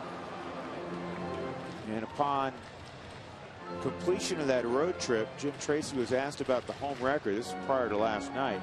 And he said, it's time for us to get our house in order. He said, I know how raucous Coors Field can be from being on the other side so many times, particularly with the Dodgers. He said, we got to give the fans at home a chance to get excited. And I think the fans are excited about what's transpired the last 9 days with 9 straight wins. Great crowd tonight. Well, once you do it in the end result like 07, what they did, 21 of 22, and I know you're getting carried away a little bit when you even start talking about that in June. But people instantly go back to that, making up that much groundwork, and that's only natural to do that. Excitement of that man being at the helm, Jim Tracy, watching him manage the ball game, manage the bullpen. For a guy that's been fired twice and in Los Angeles won a lot of baseball games, and then went to Pittsburgh, which I don't care. You could have sent Casey Stengel in there. It was a no-win situation with a lot of guys. But the point is,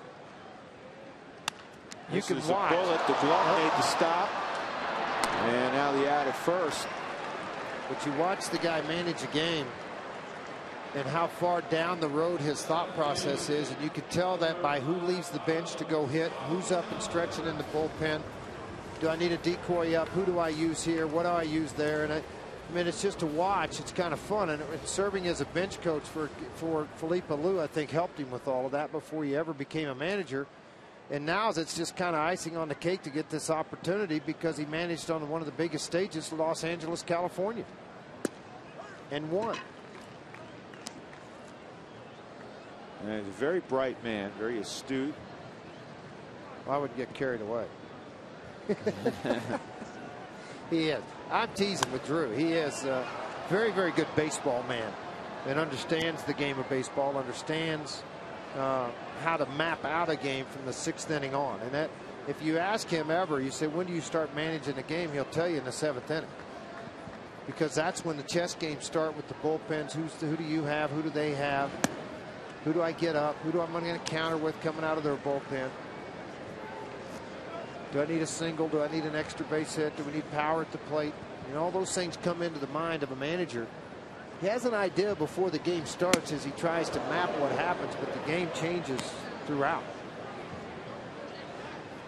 2-2 on Carlos Gonzalez. Robbed of a hit his last time up by Beltre, who leaped and snared a line drive headed down the left field line.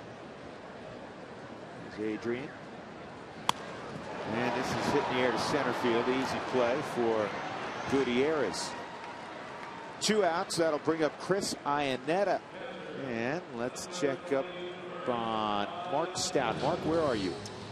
Well, the bullpens for a reason, Drew. This State in History brought to you by Dex. We go back to 1984 when there was a midweek 7-player trade involving none other than our own George Frazier, as he was traded by the Indians to the Cubs. Now, there were some other significant players involved in this trade, but as far as we're concerned, this is a pop-up that's going to end the inning. Frazier, you can talk about it. A guy named Rick Sutcliffe and Joe Carter were in that deal. When we come back, maybe you can talk a little bit more about that day. All I know is I went from 29 games out with the Indians to first place and was the happiest man on the earth at that time, leaving Oakland, California, heading to Chicago. Tied 1-1.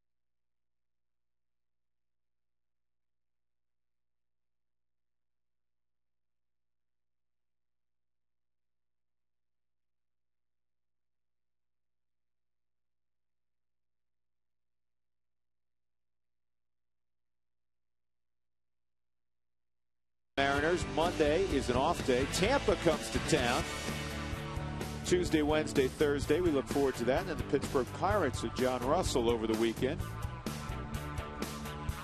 One for the Rockies, one for the Mariners. There have been 11 combined hits in this game. Jason Marquis been terrific. And 2 pitchers for Seattle have kept the Rockies at bay.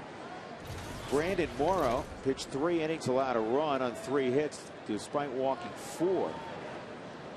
And the Rockies could only get that 1 run. He struck out for it. Jakubowskis is in the on-deck circle right now. He's pitched 3 very good innings. Gutierrez takes a strike.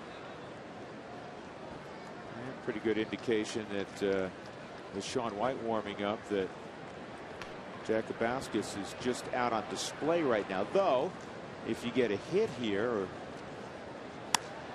you probably see a sacrifice. This ball's a bomb over the center fielder's head.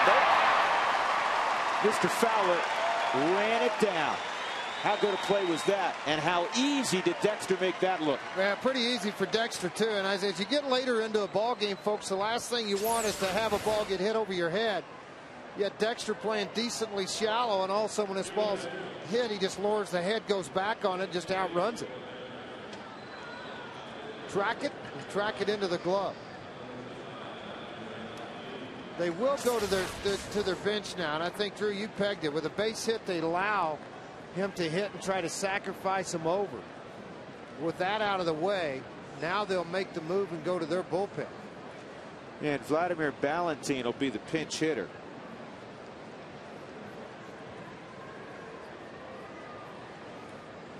And you say, okay, what kind of pinch hitter is Ballantyne? Ballantyne probably doesn't even know what kind of pinch hitter he is, because he hasn't pinch hit this year.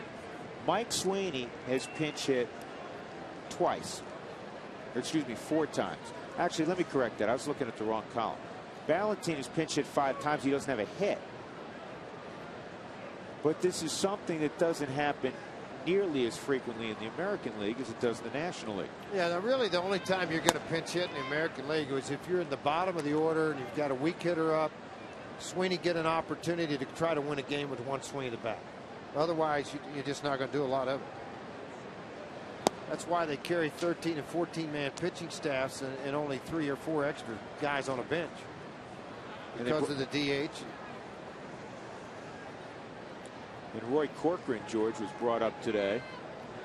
So he needed another arm out there. Here's the 2-0. Look out. The bat is in left field.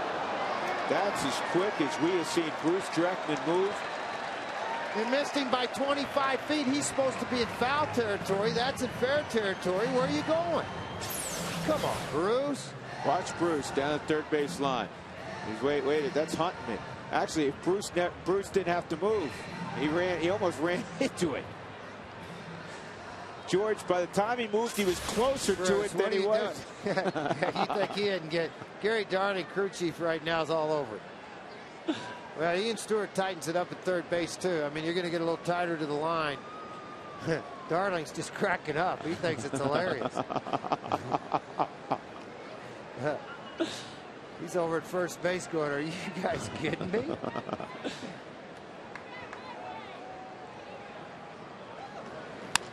On the ground at Tulowitzki. Let's go back and look at the way they've tried to attack Ichiro tonight, because they've done a pretty good job with it, to be honest, folks. Early in this ball game, it was the ground ball on a sinker a little bit up in the zone. Barmas handles a quick flip over to first base, and then later in the game, much of the same. Rolls over the top of that sinker over here, and then the one time he does get on base, sure, tops this, and then just outruns it. Ian Stewart tries to barehand it, could not handle it. He went on to steal his 10th base of the season, and then came around to score. You know what else he told Alan Cockrell? He talked to Alan for about 20 minutes on his philosophy of hitting the other day in Baltimore. And Alan found it fascinating. He said, you know, a lot of the things you've heard before. He said, but he had one that he had never heard before. He said, you need, and I'm paraphrasing what Ichiro told Alan Cockrell, the hitting coach for Seattle. He said, you need to have a flexible pelvis. There's a bunt. That's too good.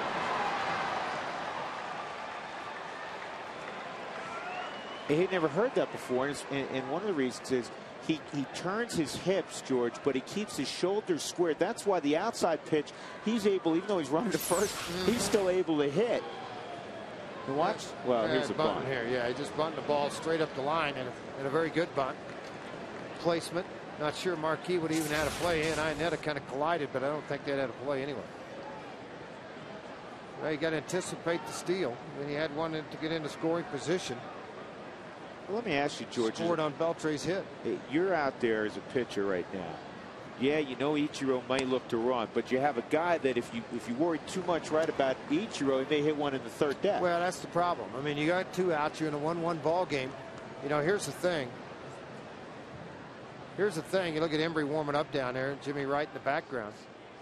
That if you forget about this guy, you're liable to get beat. You know, I think that's the one thing that a lot of guys do, is they get on the mound and their focus is right here because of the speed getting in, and you're looking and then throwing here, and that's when you make the mistake.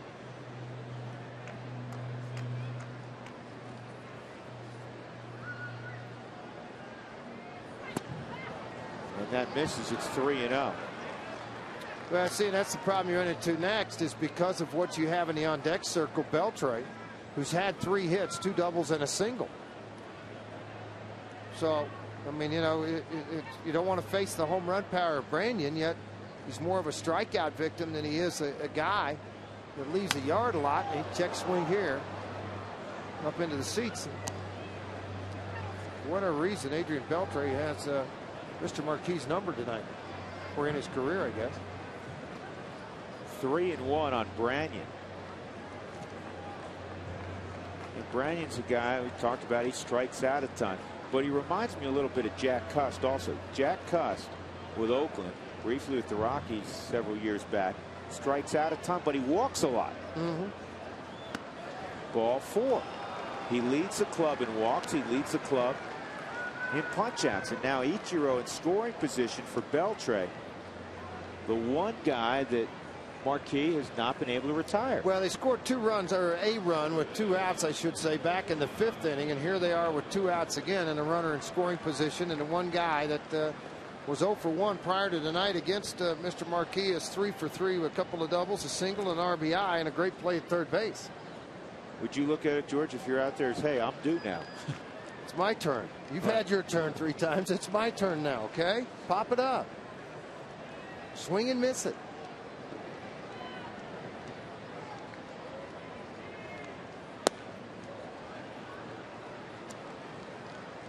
That was the 105th dart thrown tonight by Marquis.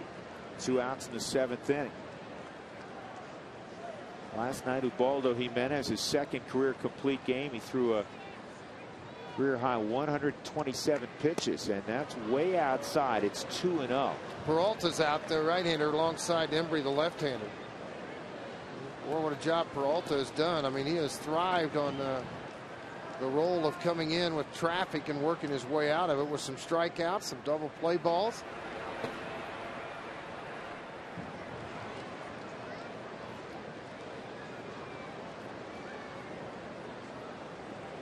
.106 pitches right now for Marquis.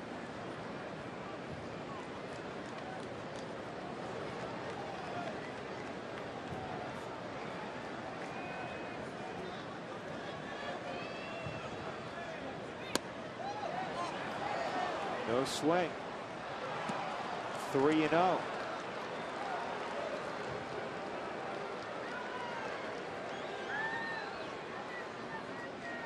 You assume he's swinging here the way he swung the bat against Marquis. He's hitting in your 3-hole for a reason.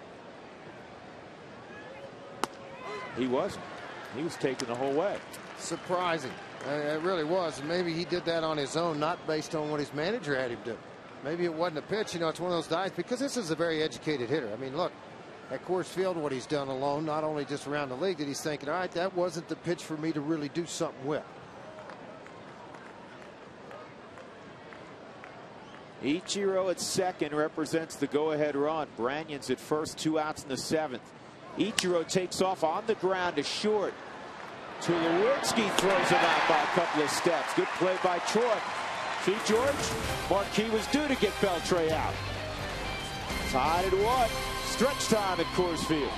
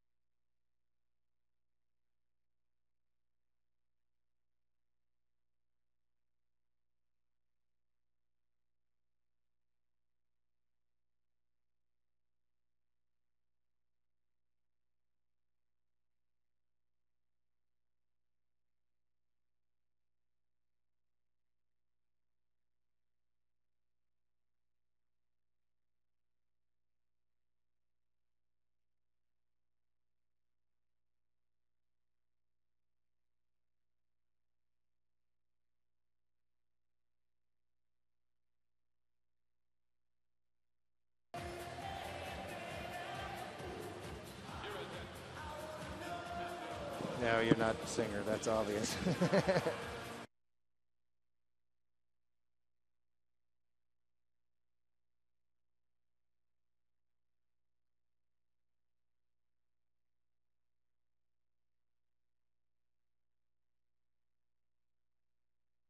To speed with the AT Rapid Rewind.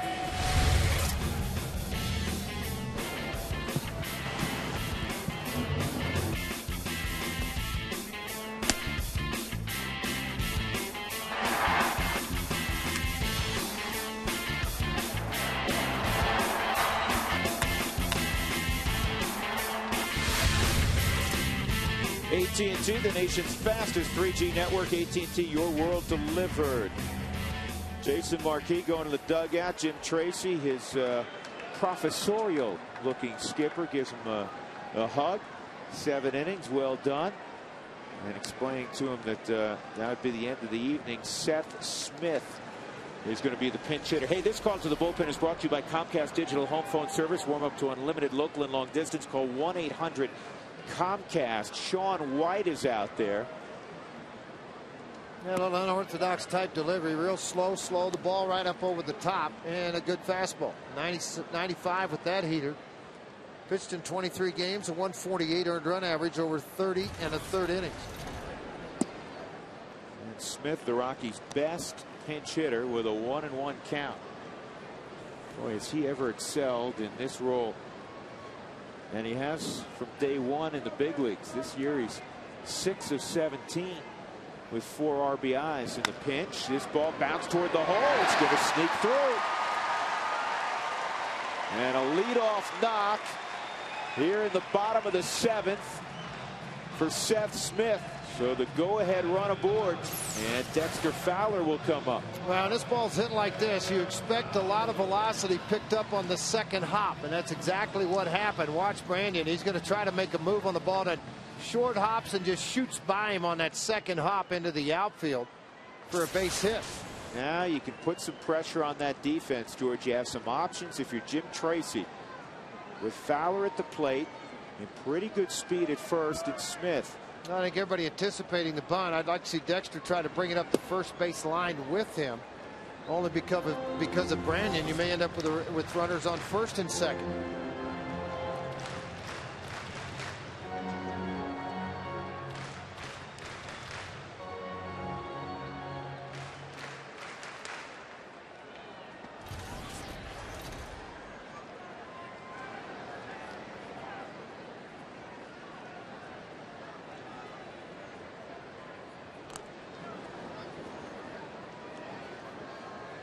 Kid on the mound, Sean White, is out of Pullman, Washington. He went to the University of Washington, was a 35th round pick in '02 by the Atlanta Braves.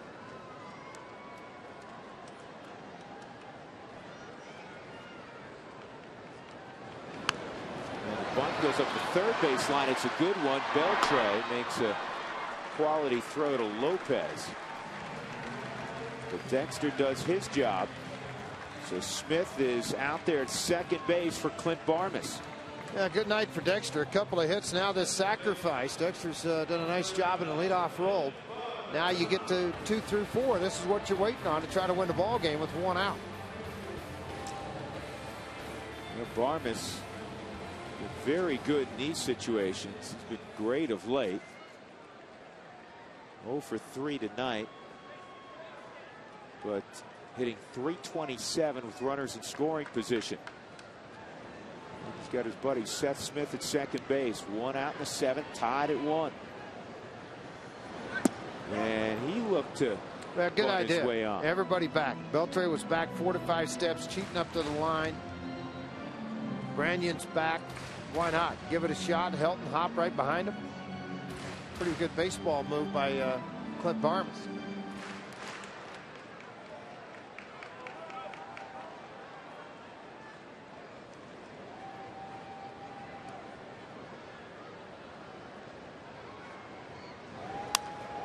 Fouled off, so it's a 2-strike count on Barmas. This is where he'll utilize a good hard curveball straight over the top, almost like a hard slurve or slider, to work out of his inning. Try to get a hitter out. Griffey waits and would hit and lead off the next inning. He'll face Manny Corpus.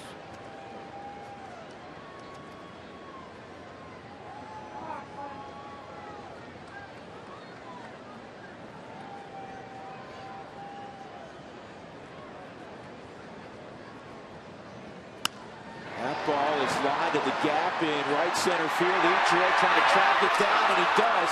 Tagging up is Smith. He's around third, and he'll stop there. We have seen that this year very recently when Albert Pujols hit a sacrifice fly in which the runner at second base scored. And I'll tell you what, Ichiro, there aren't many right fielders who make that play other than Ichiro. Well, here's the thing, too. As far as tagging on second, if it's anybody maybe but Ichiro and his arm after the ball's caught, you might think about it. But he gets himself collected very quickly after making a catch on this baseball. And then see Smith kind of hop back and forth because he didn't think he was going to catch it. But he did make the catch on it, and then the strong throw back in. Rick Adair out to the mound. You know, it's tough because they have one left-hander. As you look at Ichiro in the outfield, they have one left-hander in their bullpen, Olsen. He started 2 days ago. So basically it's White's ball game, and he's got 3 lefties in a row that he's got to deal with. So this plays right into the hand of what Jim Tracy wanted to do as a manager, knowing as a manager he wouldn't bring a guy out of a start and bring him into this situation to try to get Todd Helton out. So his fan club's ready to go, Helton's ready to go, and they're winning runs at third base.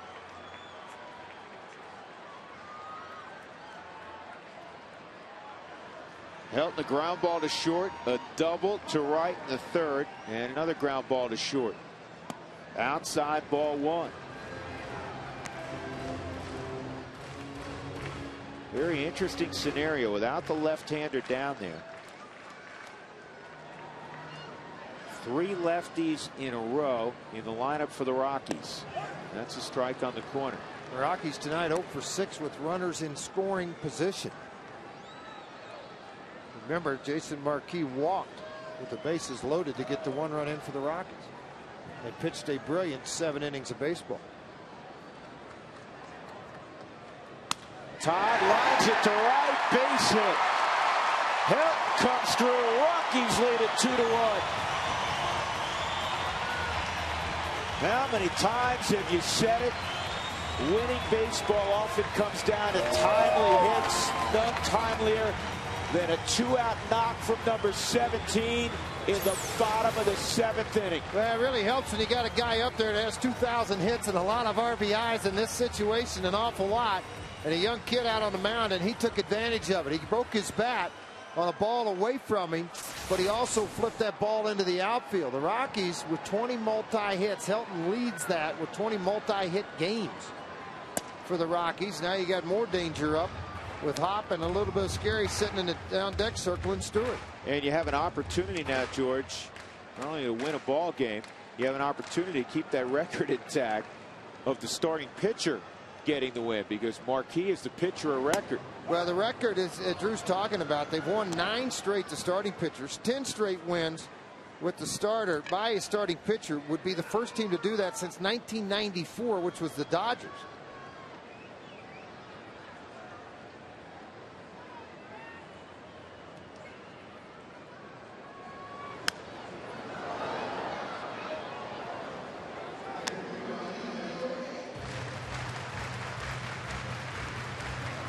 The 2003 Dodgers were the ball club that accomplished that.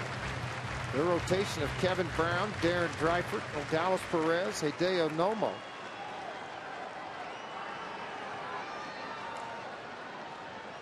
One and two on Hop.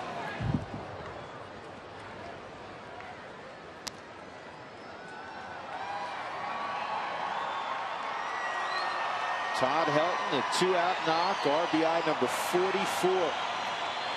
He's one ribby from Ty and Brad Hop for the club lead. Both of those guys are on a pace to drive in well over 100 this year.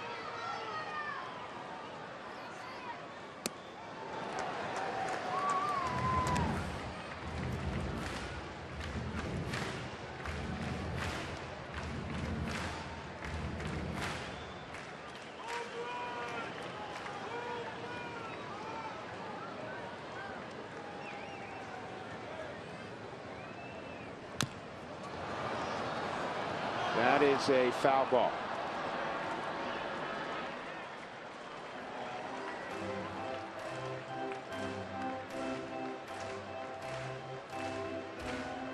Windshield chipped or cracked? Call Colorado's #1 team, Elite Safelite Auto Glass, 303-287-5000, online at safelite.com.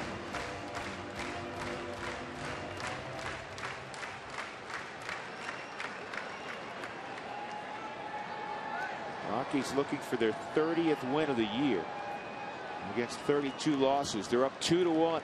Here's the 2-2 to Brad.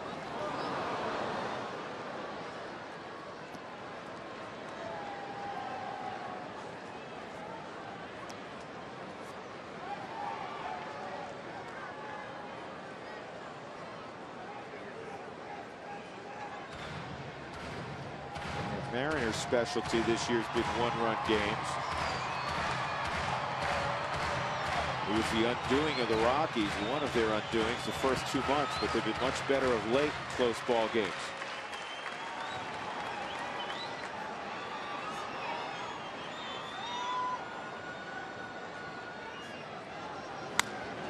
And this 2-2 is fouled off as well.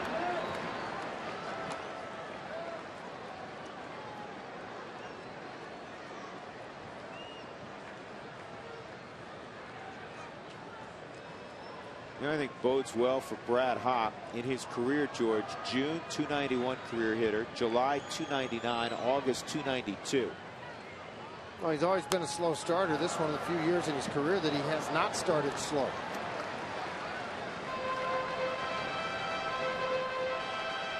You know, the draft just took place over the last few days. We've discussed that. Brad was an 11th round pick at LSU.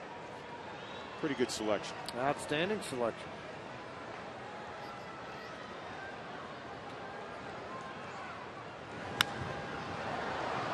He's learned that from Helton, hasn't he? Well, and just from observing and watching and talking and what can I do to get different. He and Todd hunt a lot in the offseason. I guarantee it's not all about deer and ducks and turkeys. There's a lot of hitting going on too, and a lot of talking about hitting and where your hands are when you're out on those hunts at times. And I think that's the conversation helps as much as even watching visually.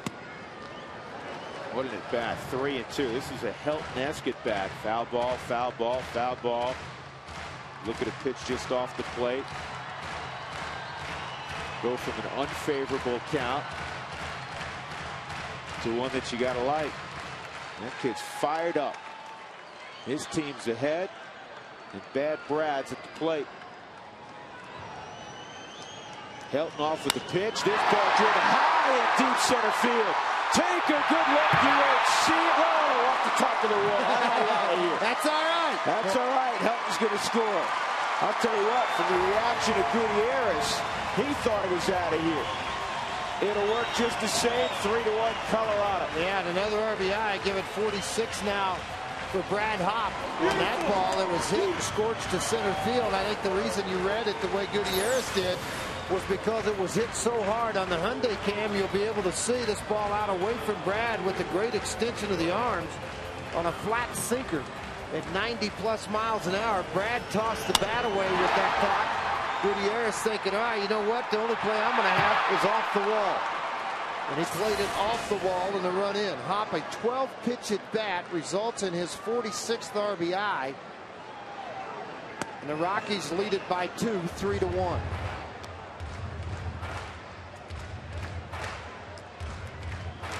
Those corners there are the deepest portions of the ballpark. They're actually about 424.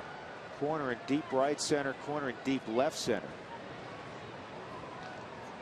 Here's the 0-1 to Stewart, pulled to first. What an inning for the Rockies. Todd Helton, a 2-out single, the drive in a run. Brad Hopp, a 2-out double. It's 3-1.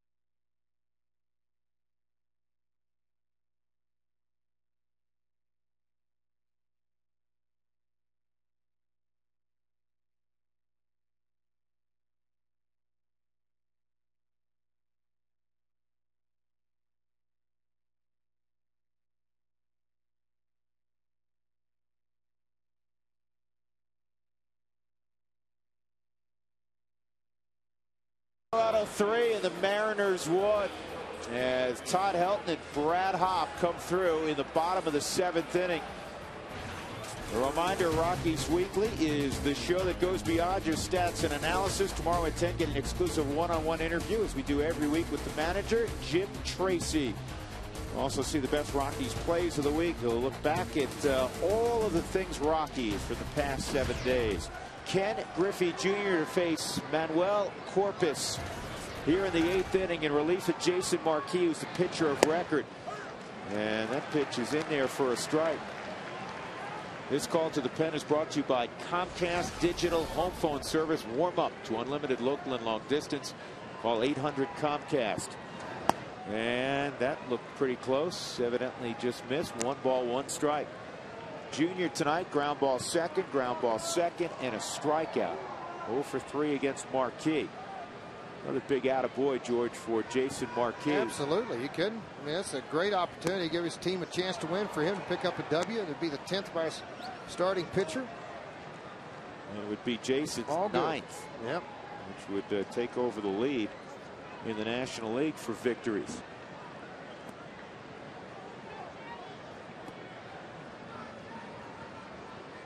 They've added a ball now, George. Corpus went to his mouth on the mound, so it's 3-1. And ball 4. That's not how Manny wanted to start the inning. Griffey goes to first. Jose Lopez coming up. And we will visit again with Mark Stout. Mark? All right, Drew, XL Energy fun fact here about tonight. It's about Ichiro. This week in 1993, when he was 20 years old, he hit his first professional home run in Japan when he was playing with the Oryx Blue Waves off of Hideo Nomo, of all people. That was only when he was 20 years old back in 1993. Our fun fact brought to you by XL Energy. Energy Star appliances can save you up to 30% or more on your energy costs. Find out how you can be a star like Ichiro at responsiblebynature.com, guys. All right, thank you, Mark. Griffey leaves. Ronnie Cedeno. No, is that Endy Chavez? No, it's Endy Chavez out there running, not Cedeno. Chavez, the only left-handed bat on their bench.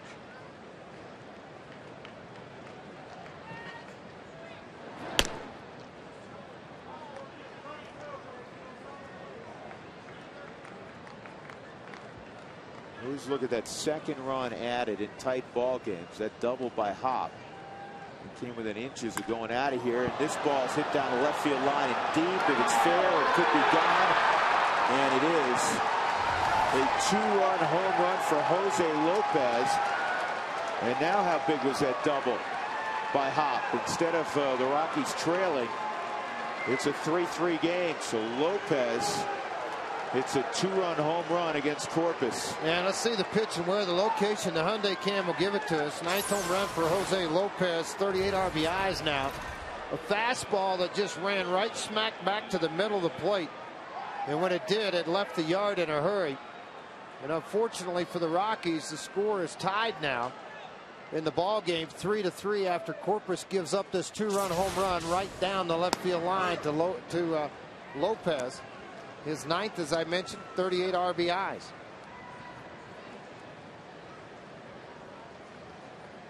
Now the record will not be broken by Rockies. This ball is driven deep to the right side. Hopp going back at the wall. A pitch made by Hopp up against the screen in right field.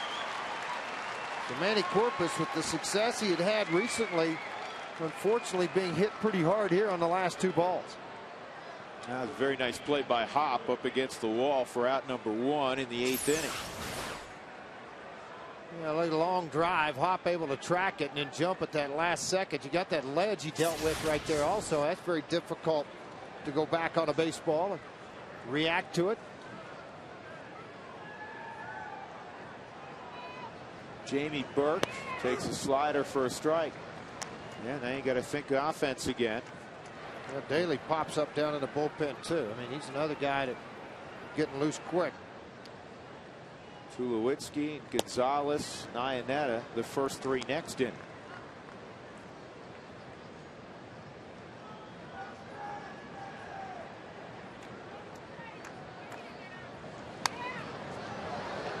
You always talk about If you get certain guys out, certain guys don't have to come up. You have a clean 8th inning. George Street in the 9th is looking at the very bottom of the order. Instead, you're going to run into Ichiro, Branyan, and Beltre again in all likelihood in the 9th. That's talking about doing a job, just what Tracy talked about. We mentioned this for the 3rd time tonight in this game. We've mentioned the fact of how you handle a lineup, how you handle innings to prevent getting into those situations where the top to the middle of their order's up when the game's on the line.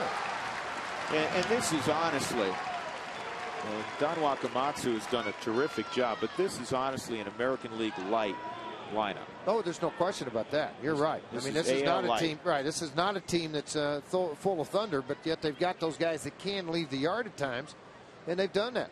Sweeney's popped out into the on-deck circle. He would hit in the pitcher's spot for Mr. White if they get there. This is Gutierrez, 0 for 3 tonight. And the reason I point that out is that the guys you really fear, Lopez just hit the 2-run home run. He leads them in RBIs. He's out of the 5-hole. But Ichiro, Branyan, and Beltre are the guys you really fear. A lot of American League lineups. And that 7-8-hole guy can hurt you on a regular basis. You look at Texas's lineup, for instance. Obviously, the Yankees, the Red Sox lineup. Tampa, who's coming to town middle of next week, they present some pretty good bats. Strike 3. Corpus punches out Gutierrez after fanning Burke, but the damage done. Jose Lopez, game tying 2-run home run here in the top of the 8th, so we're all even again.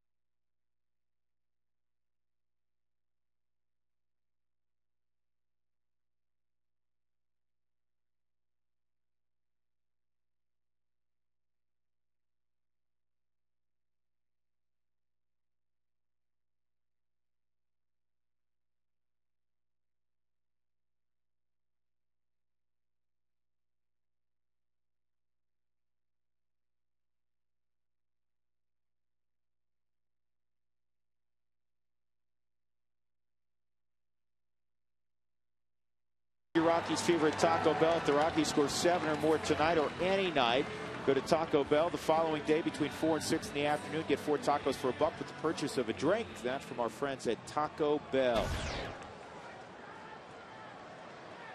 Now Tulowitzki's going to face a new arm here. It's Mark Lowe. Hard throwing right-hander.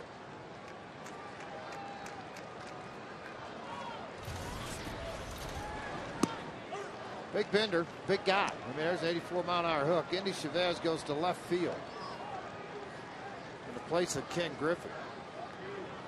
Low, there was not a double switch, which surprised me that they did not do a double switch. Low to lead off the next inning. This could be a problem. Low throws it into right field.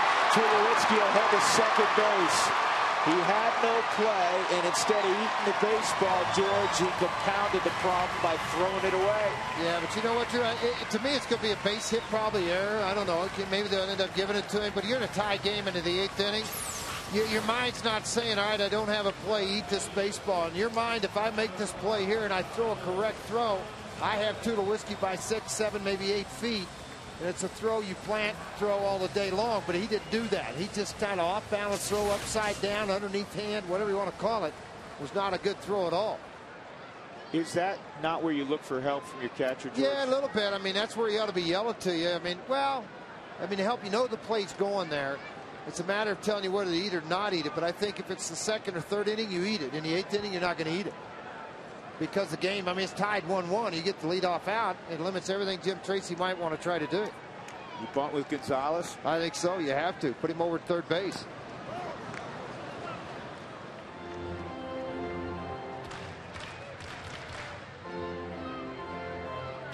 You know, the corners initially were not sure. Beltre was still on the dirt. Branyan was still on the dirt.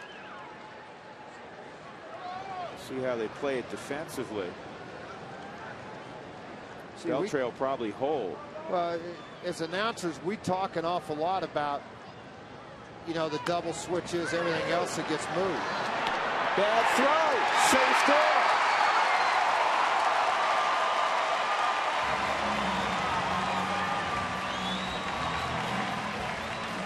First error of the season on Lowe. Is it going to be another one now? I mean, hard to give him an error on that, but fielder's choice, yeah, it's tough to do it, but it is. I mean, in all honesty, folks, he had time to make a play on this and make the good throw. Instead, it's not even close anywhere. The ball has not traveled more than 40 feet combined in this inning, and the Rockies have 1st and 3rd and nobody out. Similar to last night's ball game, huh? And you got good speed aboard. Tulowitzki can run a little bit. Gonzalez can run. Ionetta at the plate. Spilborghs has come out in the on-deck circle. Infield's got to come in.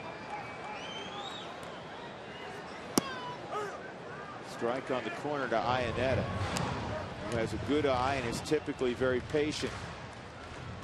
Yeah, they're scoring it as a sacrifice, and then instead of a fielder's choice, they're scoring in an error, which is fair because if he makes a good throw, they're going to have an out there. Well, one way or the other, they were going to have an out somewhere. If he doesn't go to 3rd, go to 1st, you're going to have the out. That's where the sacrifice plays into it. 2 errors all happened on 2 batters with Mr. Lowe. I know he's probably not happy with himself right now. Nor should he be.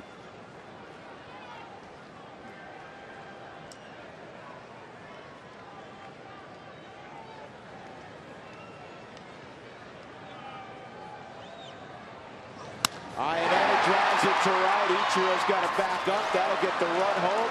Rockies have a 4-3 lead. Good at bat for Chris Ionetta. High fives on both ends of the dugout. For Ionetta coming in there, and on the front end of the dugout for Troy Tulowitzki, who just scored. Absolutely. I mean, a tapped ball out front, hustled into 2nd, then the bunt over. The error is made. 1st and 3rd, just airlift the baseball somewhere. And Chris Ionetta was able to do just that. Manny Corpus, after a 2-run home run, would be the beneficiary of this win. Funny how this game can turn in a matter of minutes for a relief pitcher. Houston Street getting loose in the Rockies bullpen now.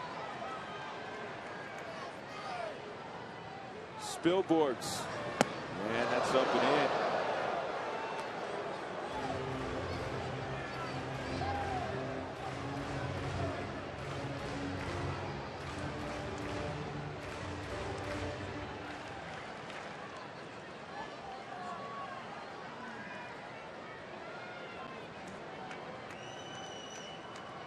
See if Gonzalez takes off. He doesn't. That's in there for a strike, 1-1. Carlos, in his first week in a Rockies uniform, has stolen a couple of bases. So you got a pitcher out there, George, that has to be rattled a little bit. He's committed 2 errors. Now, you would think so, but again, I mean, Right now, he's thinking to himself, any way I can prevent this inning from getting any longer and any harder for me and my ball club. First run he's allowed in his last 8 appearances. 2-1.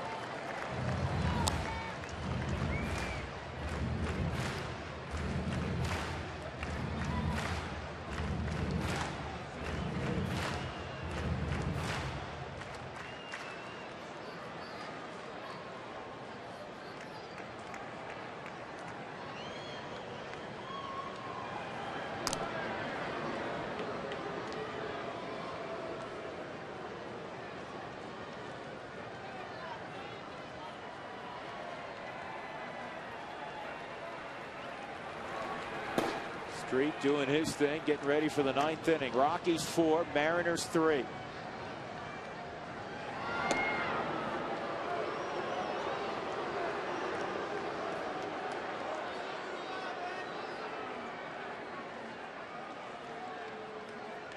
The Dodgers lead in the 7th, 3-1 over Texas. That game was rain delayed for a long time.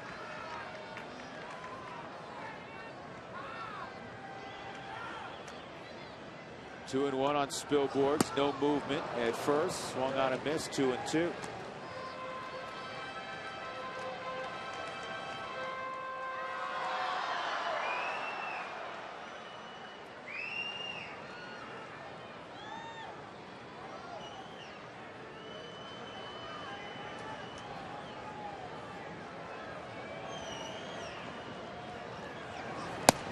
Three and 2. Dexter Fowler's on deck. 1 out in the 8th inning. This was a 1-1 ball game till the 7th, and with 2 outs, the Rockies scored 2. A Helton single, a Brad Hopp double. Those 2 providing the RBIs, but then Jose Lopez, a 2-run home run in the top half of the 8th inning off Manny Corpus. There goes the runner, and it's fouled off, so Gonzalez will come back.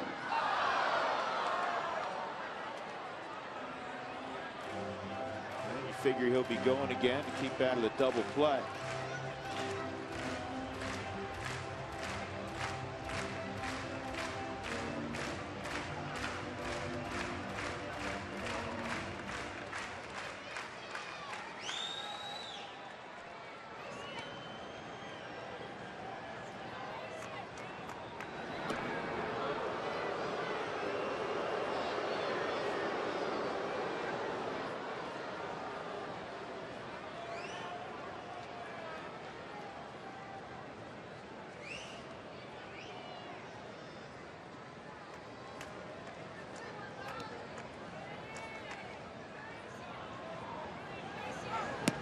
Ball 4. So Fowler will come up with 2 runners on base.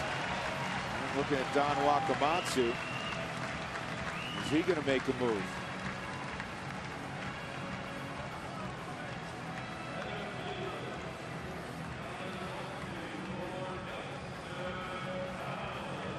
Rick Adair's coming out again. Conversation about Fowler, conversation about Barmas. Their bullpen had been short coming into last night's ball game. Their left-hander is not available. And as of right now, there's nobody throwing in their bullpen. So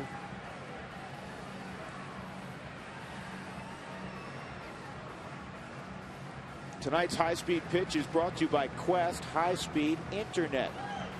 Morrow hit 98. And Marquis hit 94.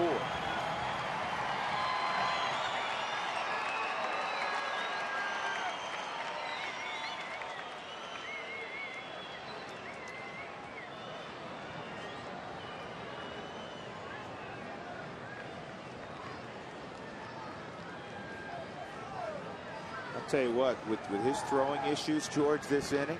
Well, he's had him, obviously. So, yeah, you lay the bunt down to try to get him to second and third and let Barmas swing it. He smoked the ball to right center last time, not off low, but it was off white. That or bunt for a hit. You have Beltre even with the bag.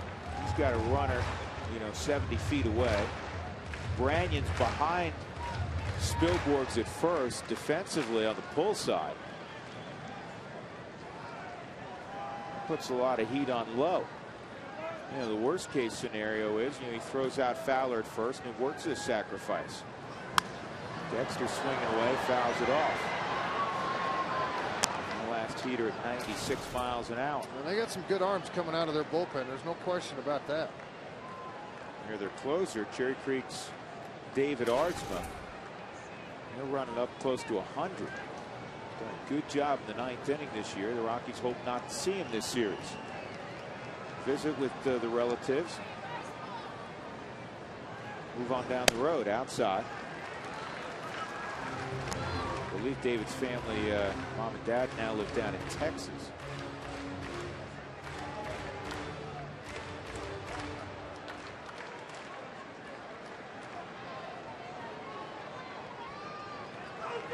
Still good play here, George. 2-1.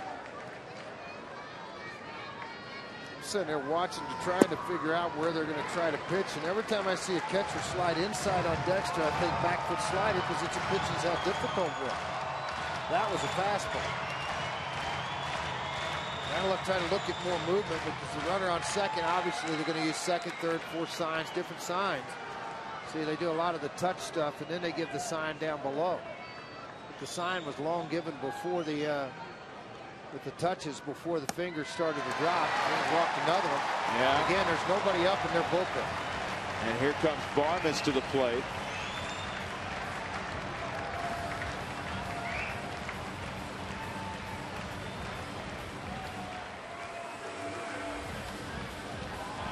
That's the 6th walk they've allowed tonight.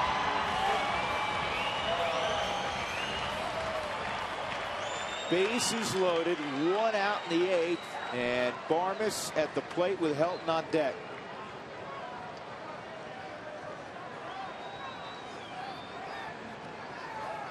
Barmes 0 for 4.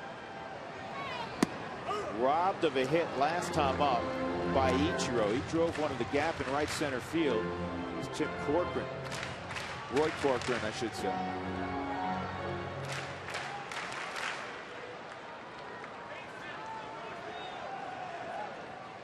He hits that same ball here. It's at least a run. Ichiro is not quite as deep as he was last time. This ball to center field. Is it deep enough? Gutierrez and Gonzalez coming to the plate. The throw's on line, but not in time. Then it gets kicked away. Everybody's going to move up. Sac fly for Barmes. Rockies have a 2-run lead.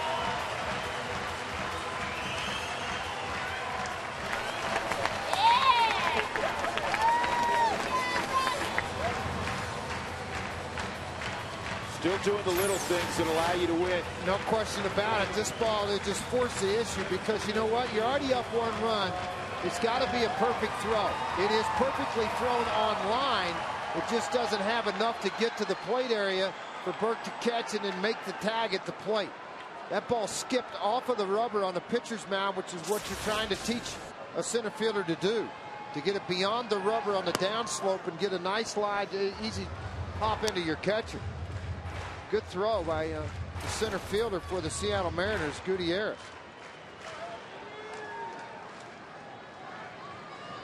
Helton a chance to really open this thing up. 2 outs, 2 runners waiting to come home. 5-3 Colorado. Back up the middle, knocked down, kick save, and the out recorded at first. In the inning, the Rockies come up with a pair of runs. We'll go to the 9th inning. Houston Street will try to close it out and make it 10 straight.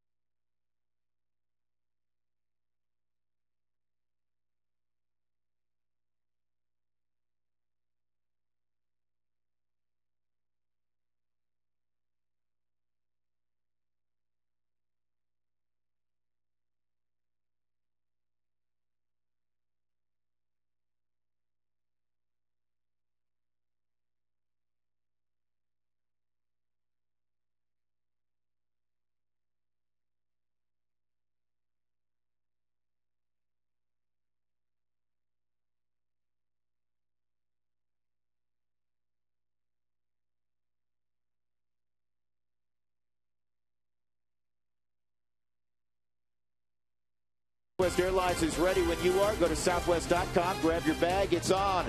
By Mike Shaw Chevy Saab, Colorado's crossover and SUV headquarters on Colorado Boulevard for 50 years. Visit MikeShawAuto.com. And by AMCO Transmissions, AA MCO. Rockies keep finding a way. Don't short them a run. It's not a final yet. It's 5-3. As we go to the 9th inning, Houston Street looking for the final 3 outs, and then he can pass it to Tom Helmer in the postgame report. That's right. After the ball game, of course, as always, we'll get you into the clubhouse here what Jim Tracy has to say about this ball game. We're going to talk about the D behind Marquee. Another great defensive job by the Rockies tonight. And we'll also talk about the starter trek. We'll look at the numbers by the starting pitching staff over the past 10 games. It's been remarkable. That's all coming up right after the game, Drew. Sounds like a plan. Houston Street had yesterday off. He had saved the previous 4 ball games. He quietly, George, has put together a very, very nice first half of the 2009 campaign for the Colorado Rockies. You take away maybe 3 games, and the earned run average is about .10. I mean, it is outstanding for Houston Street. 28 games he's pitched in, 26 innings pitched over that span, 12 of 13 for save opportunities. That extra run gives you a little bit of cushion to go out and work this last inning and try to get the final 3 outs and let the Rockies win 10 straight. You know, Mike Sweeney's going to be the pinch hitter. Sweeney will pinch hit for the pitcher, and then it'll be Ichiro and Russell Branyan. Rockies up 2 runs again. So here we go. And that fastball's inside, ball 1.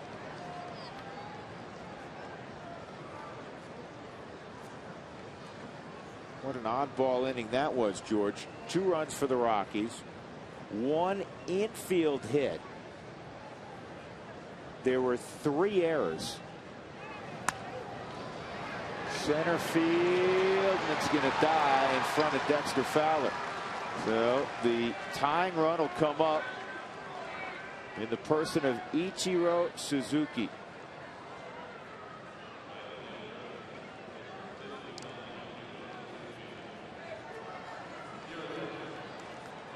Well, obviously, almost everybody in this Seattle lineup and in their dugout has history with Houston Street because of his time with the American League Oakland A's. And the pinch runner is Ronnie Cedeno.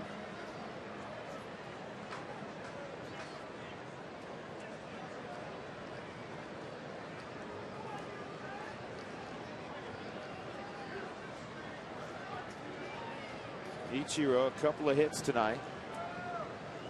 An infield hit and then a bunt single.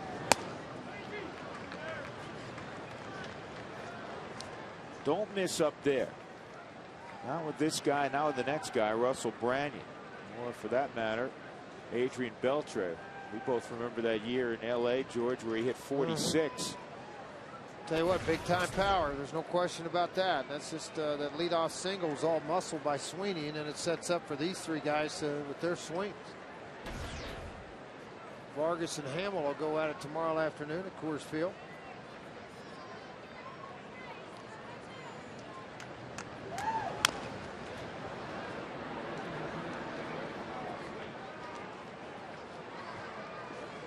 Crowd of 31,101 at Coors Field tonight. Trying to root the Rockies to their 10th straight win.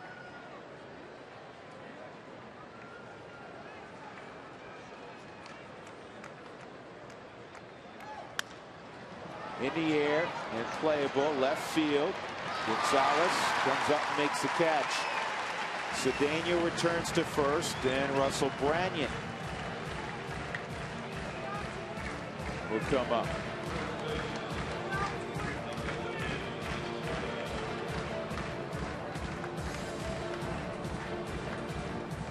Branyan 0 for 2, a pair of walks.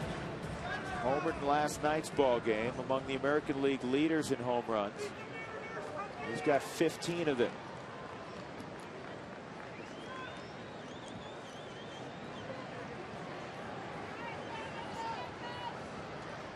You know, that home run last inning allowed by Corpus as this is swung on and missed. Just the second he's allowed all year.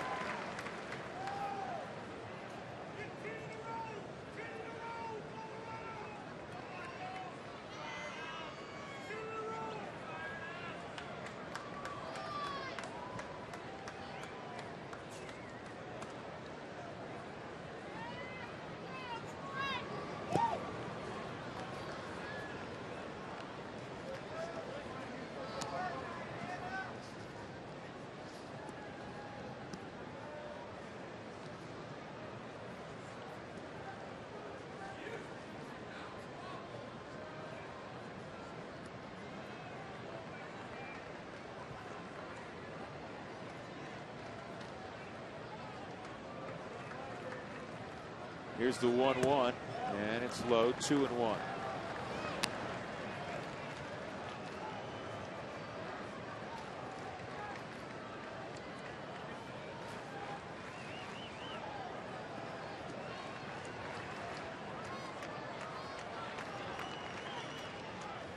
Rockies ahead by 2 runs.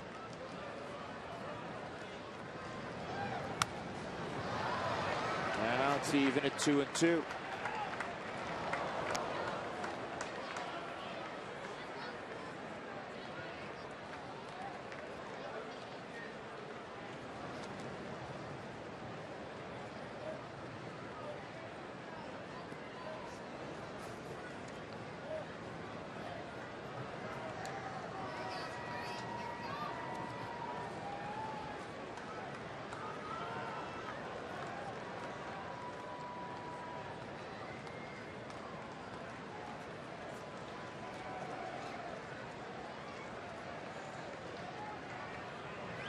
Two, just inside, and there it is, 3-2.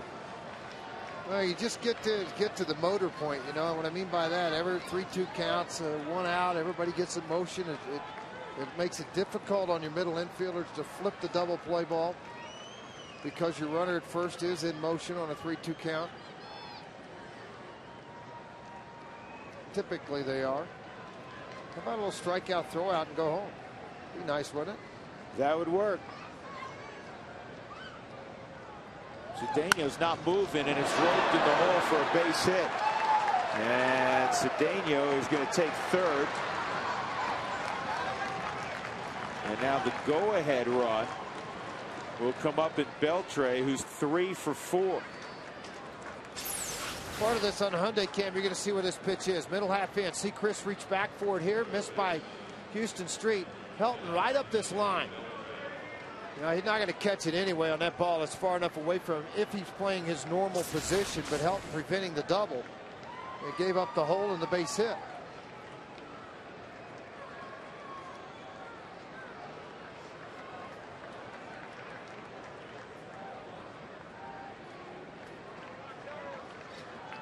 Adrian Beltre, who's hit close to 400 in this ballpark in his career. Many years with the Dodgers. Tonight, a double in the first, a double in the third, an RBI single in the fifth to tie up the game at 1. And they finally got him out with a ground ball to short in the 7th. 1 out, 2 on, outside. Here's his evening visually. Double over Dexter Fowler's head. Not easy to do. Double down the third base line. Past Ian Stewart. Not easy to do. That's a strike. Single was right back up the middle. Good slider because you saw him flinch on that pitch from Houston Street. Hands jump back. Legs jump back. Good hitters sometimes will set guys up, catcher pitcher, by making that big flinch. Uh-oh. Branyan, the old fake to third, go to first, and Branyan had a little bit of an idea maybe to get farther off than he should have.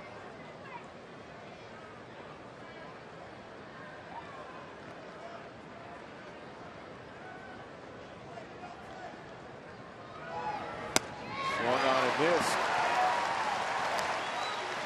George, it's one of those times as a runner at first base, you can't just look at that front heel and say, oh, when it goes up, I can take my secondary lead. Yeah, exactly. That's right, because you're the tie-winning run. I mean, that's where you just anchor down. Let's get some hits. No reason for you to get picked off over here.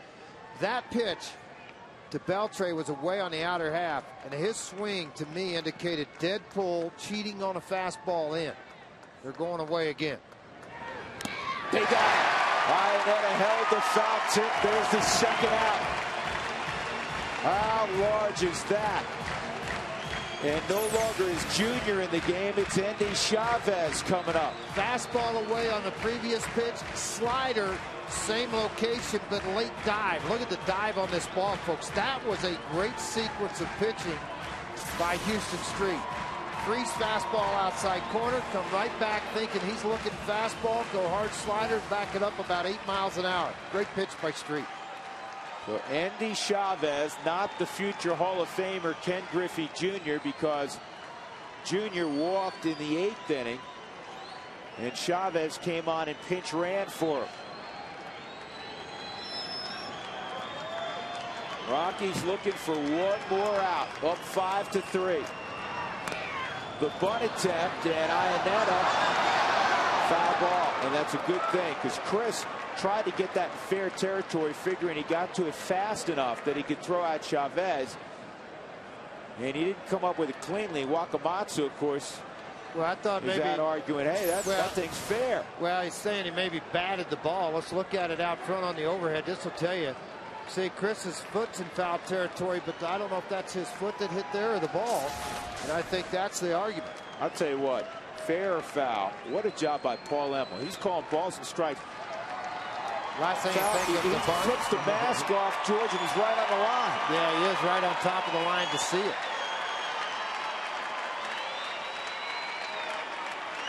And I'm glad it went the Rockies' way, but that looked like a fair ball. It did. Jose Lopez is on deck. He had the 2-run home run last inning to tie it. Here's the 0-1. Chavez shortened up again. It's in there for a strike.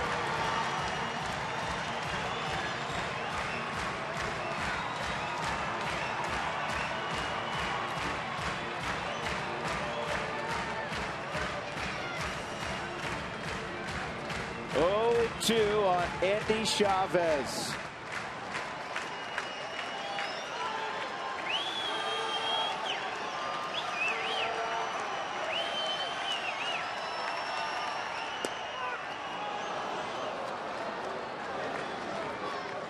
Now, you know his repertoire, George. You were a sinker slider guy also. What do you go to here? Well, I was more of a back foot slider guy, where Houston Street has the ability to throw that backdoor slider on the corner. In other words, bring it from out here and put it here. And when he does that, I mean, it's as filthy as it can be. Right? For me to run the hard sinker down and away and just see if he'll chase and get it enough in the zone. He's got it. How about the heater up in the zone? Yeah, with some late tail and life to it. Chavez punches out. A break for the Rockies. They needed his speed on the bases in the 8th. Griffey out, him in. Game over.